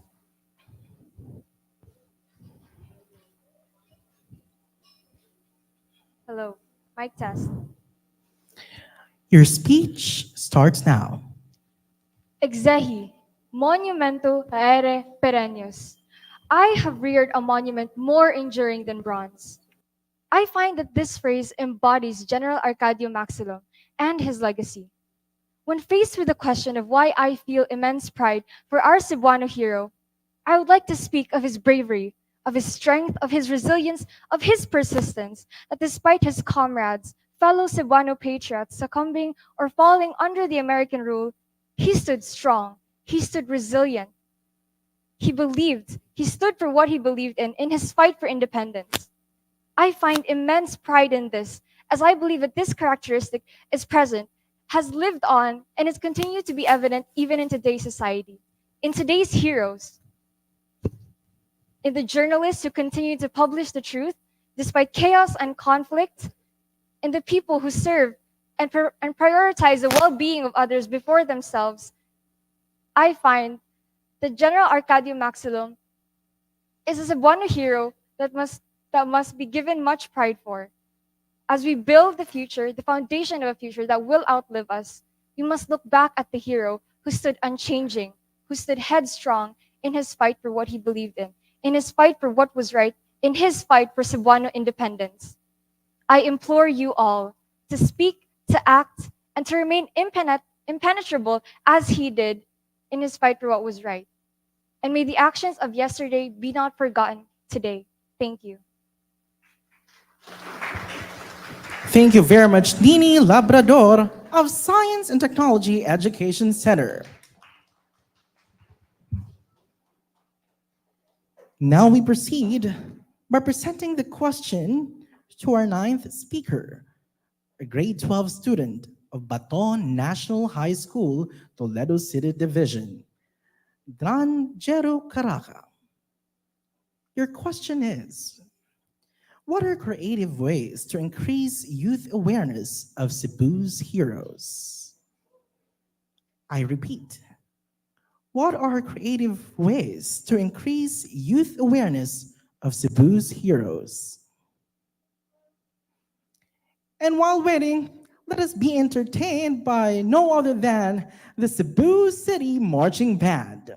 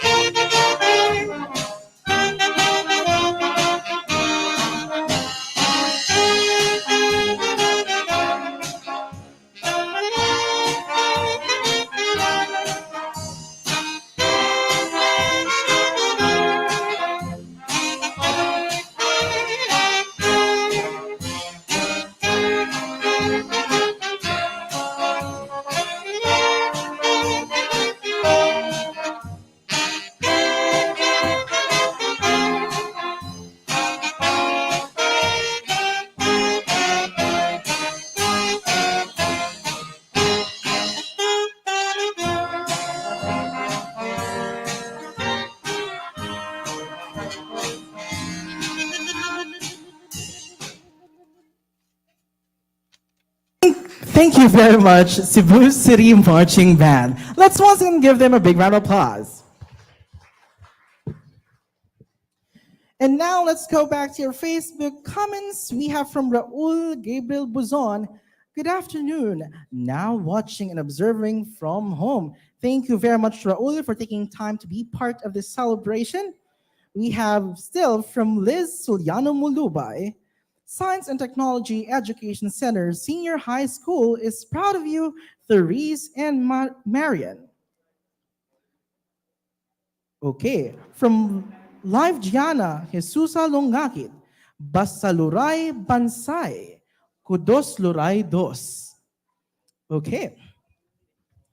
Now we continue with our 8th speaker, a grade 12 student of Toledo National High School or Toledo City Science High School, Toledo City Division, Dane Juzane Juarez, with a question: what were the important elements that led to the victory of the 1898 Cebu Revolution against Spain?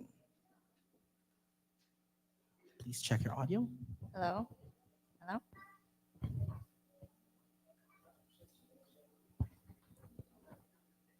Hello?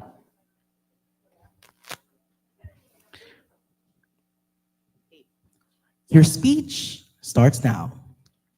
They say wars are fought with weapons, but are won by men. I think this holds especially true for the revolution here in Cebu. Because even though our people were greatly outmanned and overpowered, the enemy, they had more weapons, they had more trained soldiers. And yet here we are, standing here today, free Filipinos.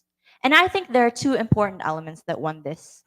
First is strategy, and the second, resilience. The Filipinos, us, our heroes, they knew what they were fighting for. And so, because of that, they never gave up. They had the heart of Filipinos, and they knew that their people had that heart too. And so, even when they were faced with setback after setback, their allies being captured, and so they were forced to move the battle forward. Their leader, Leon Kilat, died, and yet Arcadio Maxilom still took the lead and never got discouraged or gave up. Resilience. And how they did this was through strategy. They didn't recklessly charge forwards against the Spaniards. They used their minds. And they were able to do this because they cared enough about what they were doing, because they were fighting for their people. They had the heart, and that is the single most important element that won them this revolution. And that is the single most important element that we should still have today so that we can win in all our future battles. The heart. We need to know what we're fighting for our people, for our identity, so that we can make a country of the people, by the people, and for the people. Thank you. Thank you so much, Dane Juarez of Toledo City Science High School. Finally, sakto na akong pagsulti sa eskwelahan. Thank you very much, Miss. Okay, now we present the question for Speaker 11, a grade 12 student of St. Scholastica's Academy, Tabunok, the Visayas City Division, Anthony Bruce Cabuenas. Your question is, are you willing to face hardships and sacrifices for your country like General Maxilom? Explain. I repeat, are you willing to face hardships and sacrifices for your country like General Maxilom? Explain. And while waiting, ladies and gentlemen, brace yourselves for an intellectually enriching journey into the historical tapestry of our beloved Cebu. On November 30th, we are honored to present a riveting event that unravels the KKK connections to Cebu with none other than the distinguished history researcher, 𝗵𝗲𝗿𝗄𝗏 Bascon. Join us as 𝗵𝗲𝗏 Bascon takes us back in time, shedding light on the intricate ties that bind the Katipunan to the vibrant city of Cebu. See you there. And now we continue with the ninth speaker, a grade 12 student of Baton National High School, Toledo City Division, 𝗓𝗏𝗃𝗃, with the question, what are creative ways to increase youth awareness of Cebu's heroes? Hello. Hello. Good afternoon. Your speech starts now. As the golden suns transcends, ascends perhaps, to my equatorial as a Cebuano, beneath my homeland Cebu, all I can say is that we are free. Why are we free? Because someone's fought for us, fought for our rights, because they have visions, convictions, and trust to what they believe that can benefit, that is significance for the future generations. I am a student who advocate to prioritize in preserving our culture, our tradition, and the prestige heritage of the Philippines, and to treasure the heroes of our homeland. I am a Cebuano, and the heroes of Cebu, including General Arcadio Maxilom, who have fought for us, and able for us to remember this is to produce a more younger generation, from generation to generation, a more sophisticated with intellect and idea about the heroes. And one way to express this in a creative way is joining events like this, events where I can express my voice, and events where I can perform and talk to everyone that remembering our heroes is important as they're the honor of our lands. Other ways is because I am an artist. I always wanted to paint to show that we are liberated from the colonizers who oppresses our rights. Others, he can sing. Others can dance. And that talent itself from each one of us in this generation can be celebrated in a way that we can remember our heroes, and by arranging events like this, some heritage or some cultural or heritage events like this. Because I believe that remembering who have fought for us and remembering, thank you. Thank you very much. Okay, let's once again give everybody a big round of applause. It takes a big leap to be here and to speak for General Maxilom. And once again, let us also once again recognize our participating audiences.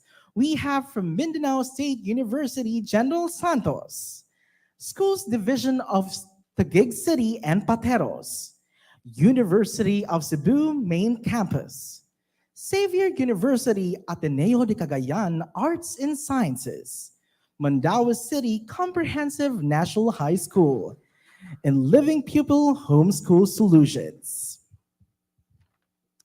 And while waiting, let us all welcome once again the Cebu City Marching Band.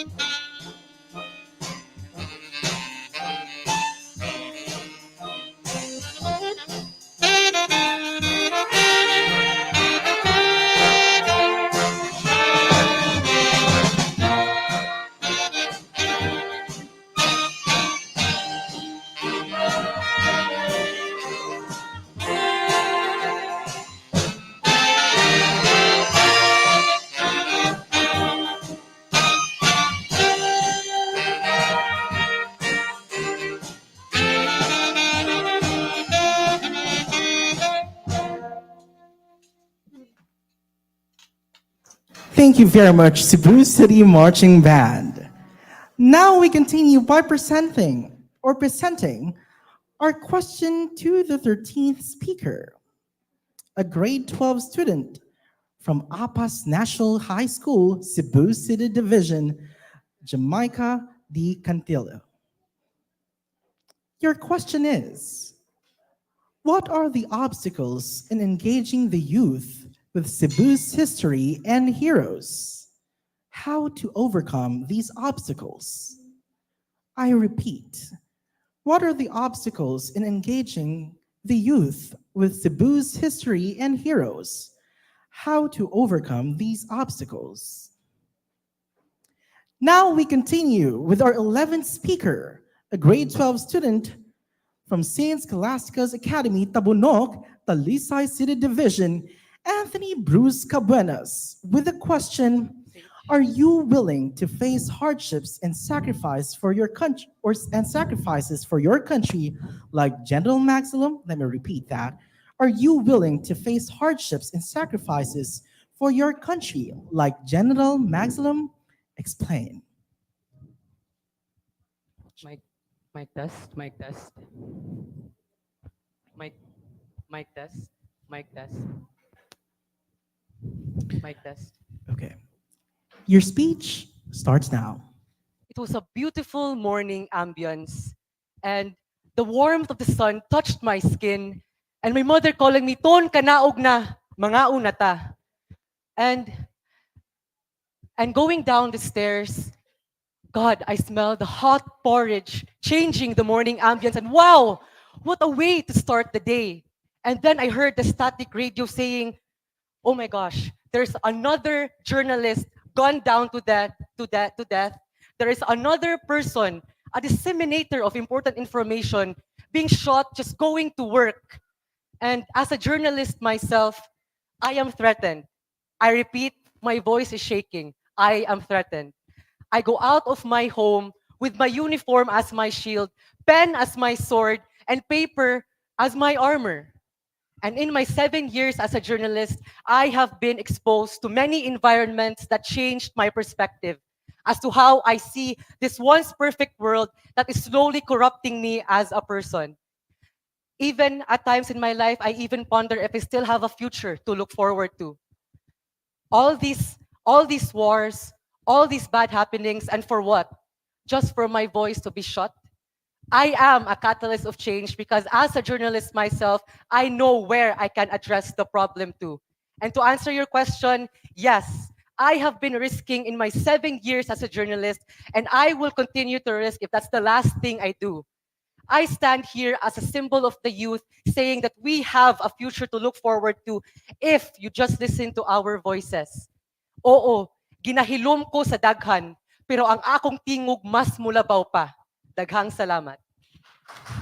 Thank you very much, Anthony Bruce Cabuenas from St. Scholastica's Academy, Tabunok. We continue by presenting our 14th question, of course, for 14th contestant, a grade 12 student from Southwestern University, FINMA, Cebu City Division, Vern Ellison Ruth Z. Bilacho.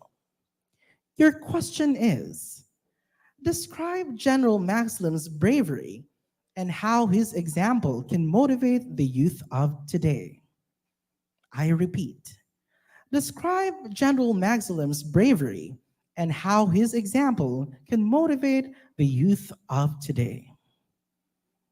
And while waiting, ladies and gentlemen, mark your calendars for a series of captivating events that promise to enlighten, inspire, and celebrate the rich tapestry of our culture.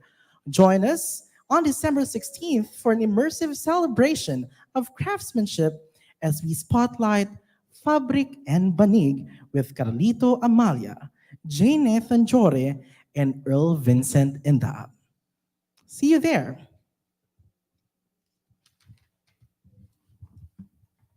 And now, let us hear once again from the Cebu City Marching Band.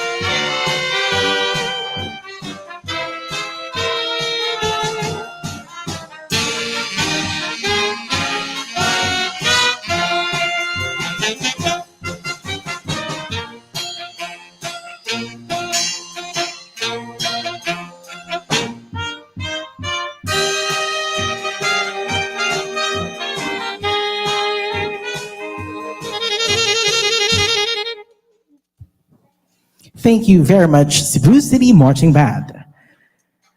Now we present our question to our 15th contestant, a grade 12 student of 𝗖𝗲𝗏𝗂 National High School, Toledo City Division, Neil Alegada. Your question is, describe General Maxilom's most admirable act in his lifetime. I repeat, describe General Maxilom's most admirable act in his lifetime. And now we continue by hearing our 13th speaker, a grade 12 student of APAS National High School, Cebu City Division, 𝗵𝗲𝗶𝗶𝗏𝗂, with the question, what are the obstacles in engaging the youth with Cebu's history and heroes? How to overcome these obstacles?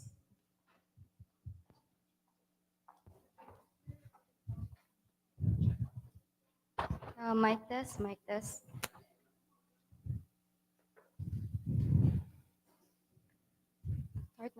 Start na, sir.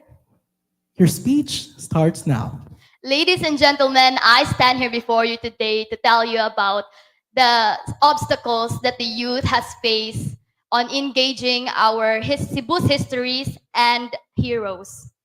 One of the obstacles that the youth face is the lack of interest.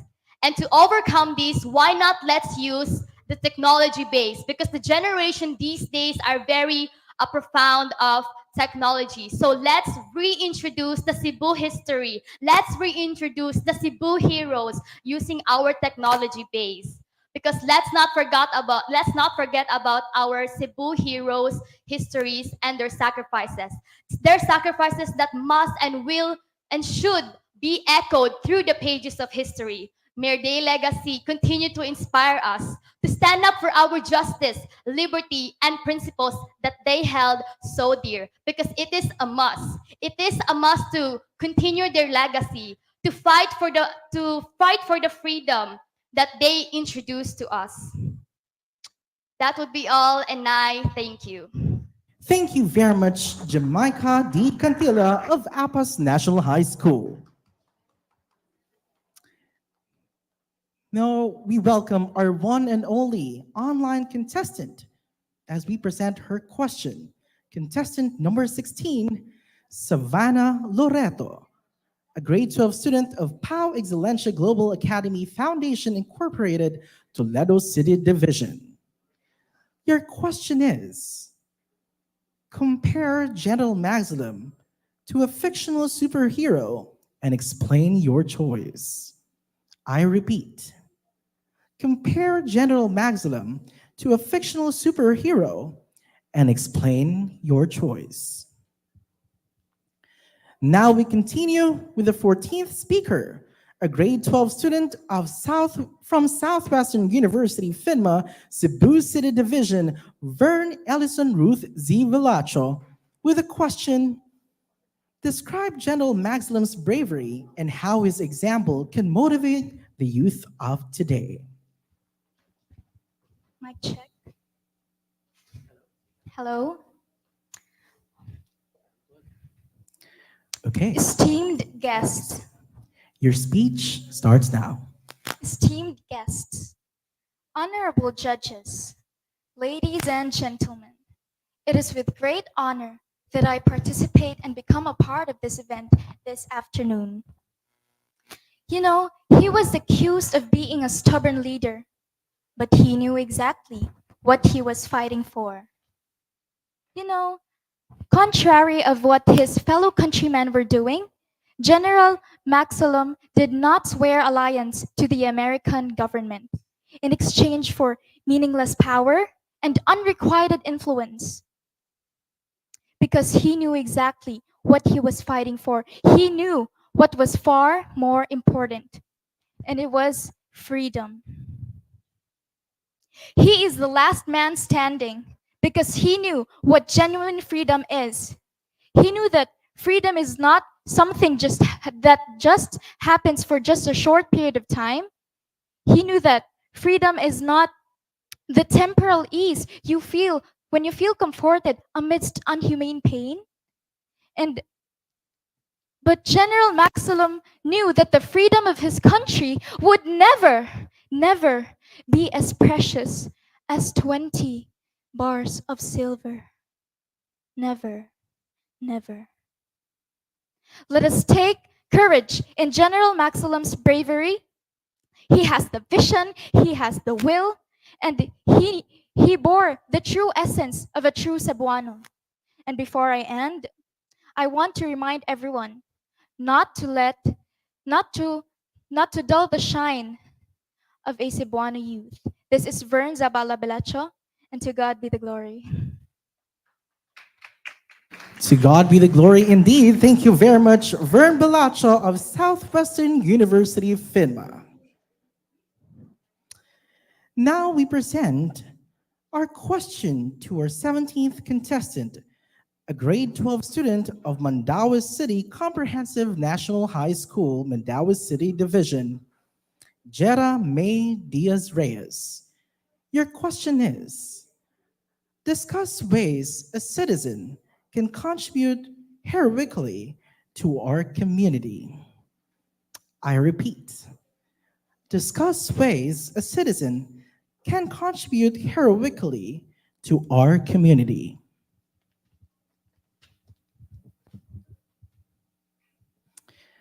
Okay, so before we proceed to our next contestant, let's read some comments and try to see the comments coming from our Facebook warriors. We have here from Albert Tobias Sagano Navales, I love you, Anthony. Oy, declaring the love, huh? From Albert Still, go Wendell. From Kim, Neil. From Sunev Di Parine, ilaban mo, Neil.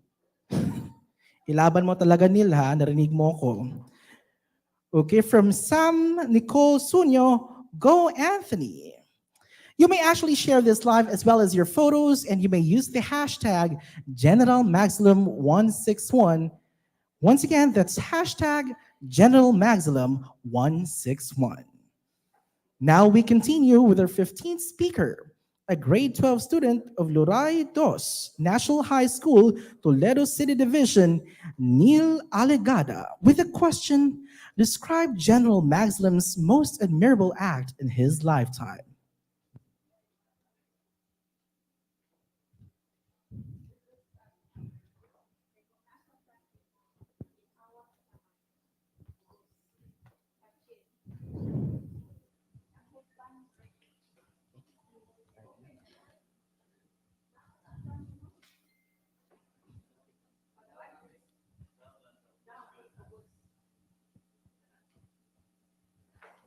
Okay.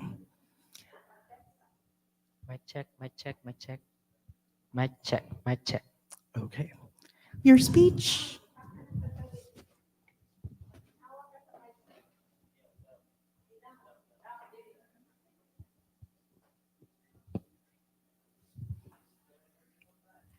Okay, your speech starts now. General Arcadio Maxilom was known to be the last man standing. He was stubborn and surrendering to those American first forces, and the most admirable act General Maximum did in his lifetime was that he fought for what is right. He stood against those oppressors who seemed like undefeated giants colonizing our land, colonizing every bit of the land that we have, and he stood against it. He fought against those colonizers and act as a hero that our that our country that our country can remember upon. And the most admirable act that General Maximum did in his lifetime was he stood for what is right. And this can emulate, which the youth can emulate with this act. We should fight for what is right. That's all. Thank you.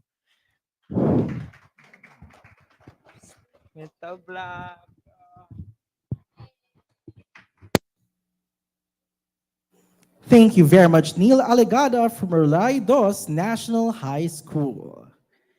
Now we present the question for our 18th contestant, a grade 11 student of 𝗈𝙗𝗏 National High School, Toledo City Division, Zarina K. Librinca.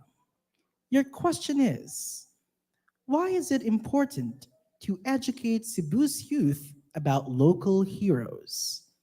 I repeat, why is it important to educate Cebu's youth about local heroes?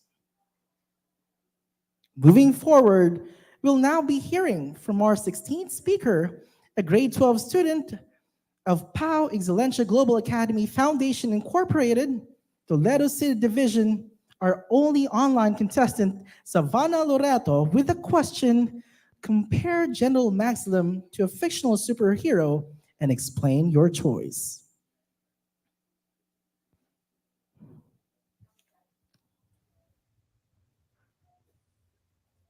Savannah, can you hear me? Yes. Please Mic move your move your camera. You have too much space above your head. Actually, we should have a tested before.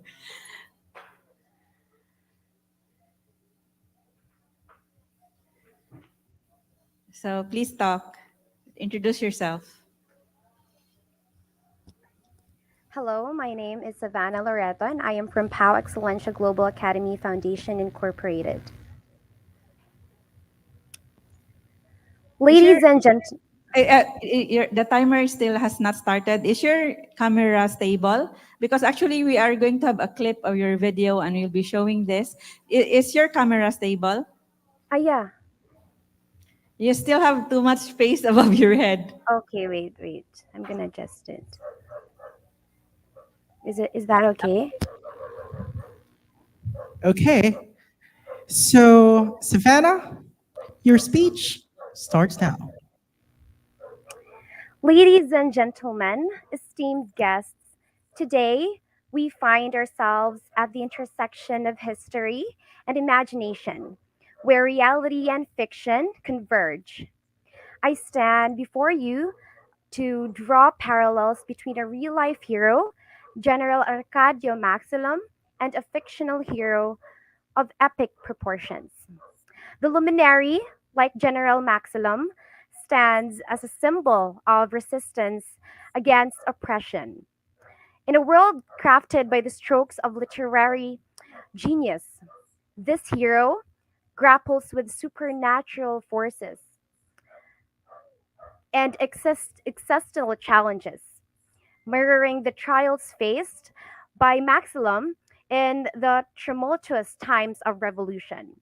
The luminary's journey is a tapestry of epic battles, and the leadership that he has symbolizes of what luminary has also. National heroes are the bedrock of our society, individuals who have selflessly dedicated their lives to safeguarding the principles and values upon which our nation stands. This reminds us that every individual has the power to make a difference and that the spirit of resistance against oppression is a flame that can never be distinguished. Thank you so much. Thank you very much, Savannah Loreto of 𝗵𝗲𝗄𝗃 Global Academy Foundation Incorporated. So everybody, as we draw near to the heart of the festive season, don't miss our event on December 29th, Pasko sa Kagawasan. Join us for a jubilant celebration of freedom and unity filled with the spirit of Christmas. Experience the joy of the season through lively performances, cherished traditions, and a community coming together to share in the warmth and magic of Pasko sa Kagawasan. Now let's continue with our 17th speaker, a grade 12 student of Mandaue City Comprehensive National High School, Mandaue City Division, Gerra May Diaz Reyes, with the question, discuss ways a citizen can contribute heroically to our community. Hello. Hello.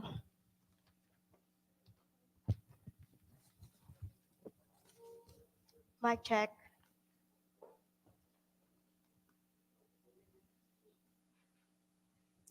Your speech starts now. Ladies and gentlemen, I am very glad that we get to meet here. I'm sorry I have a cough, but just allow me to continue. Now, there is this one thing, the best thing that a person can give heroically to his community, and it is love. Why love? It is because love is the most powerful thing in this world. And love is like a seed. It will eventually grow, it will bear fruit, and then boom, it will contribute to all the people.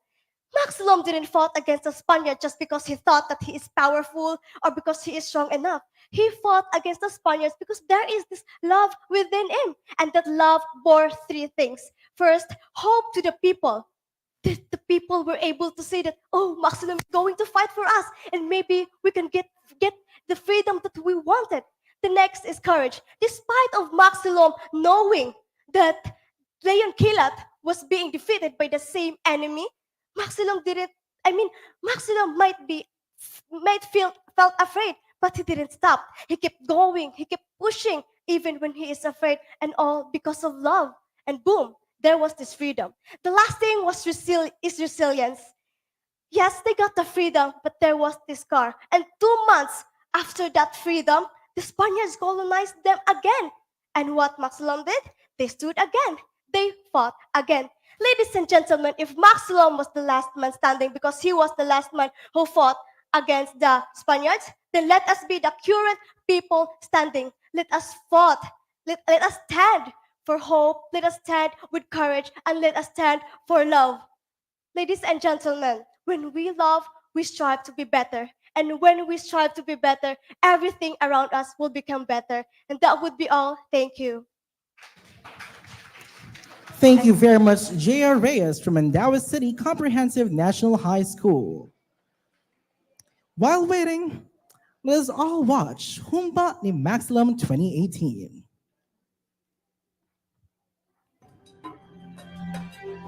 Mayong adlaw, I am Chef Kate, and today I will be showing to you how to make Cebuano or local dishes.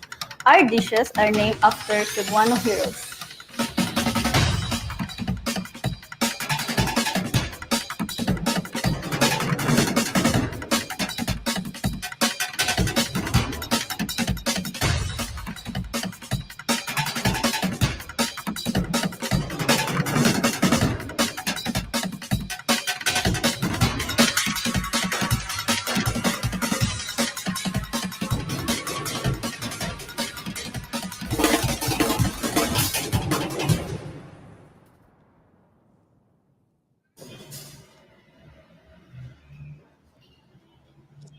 It's very good. It's nice. Yes, yes. It's soft. It's tender. There's sweetness to it. Mm-hmm.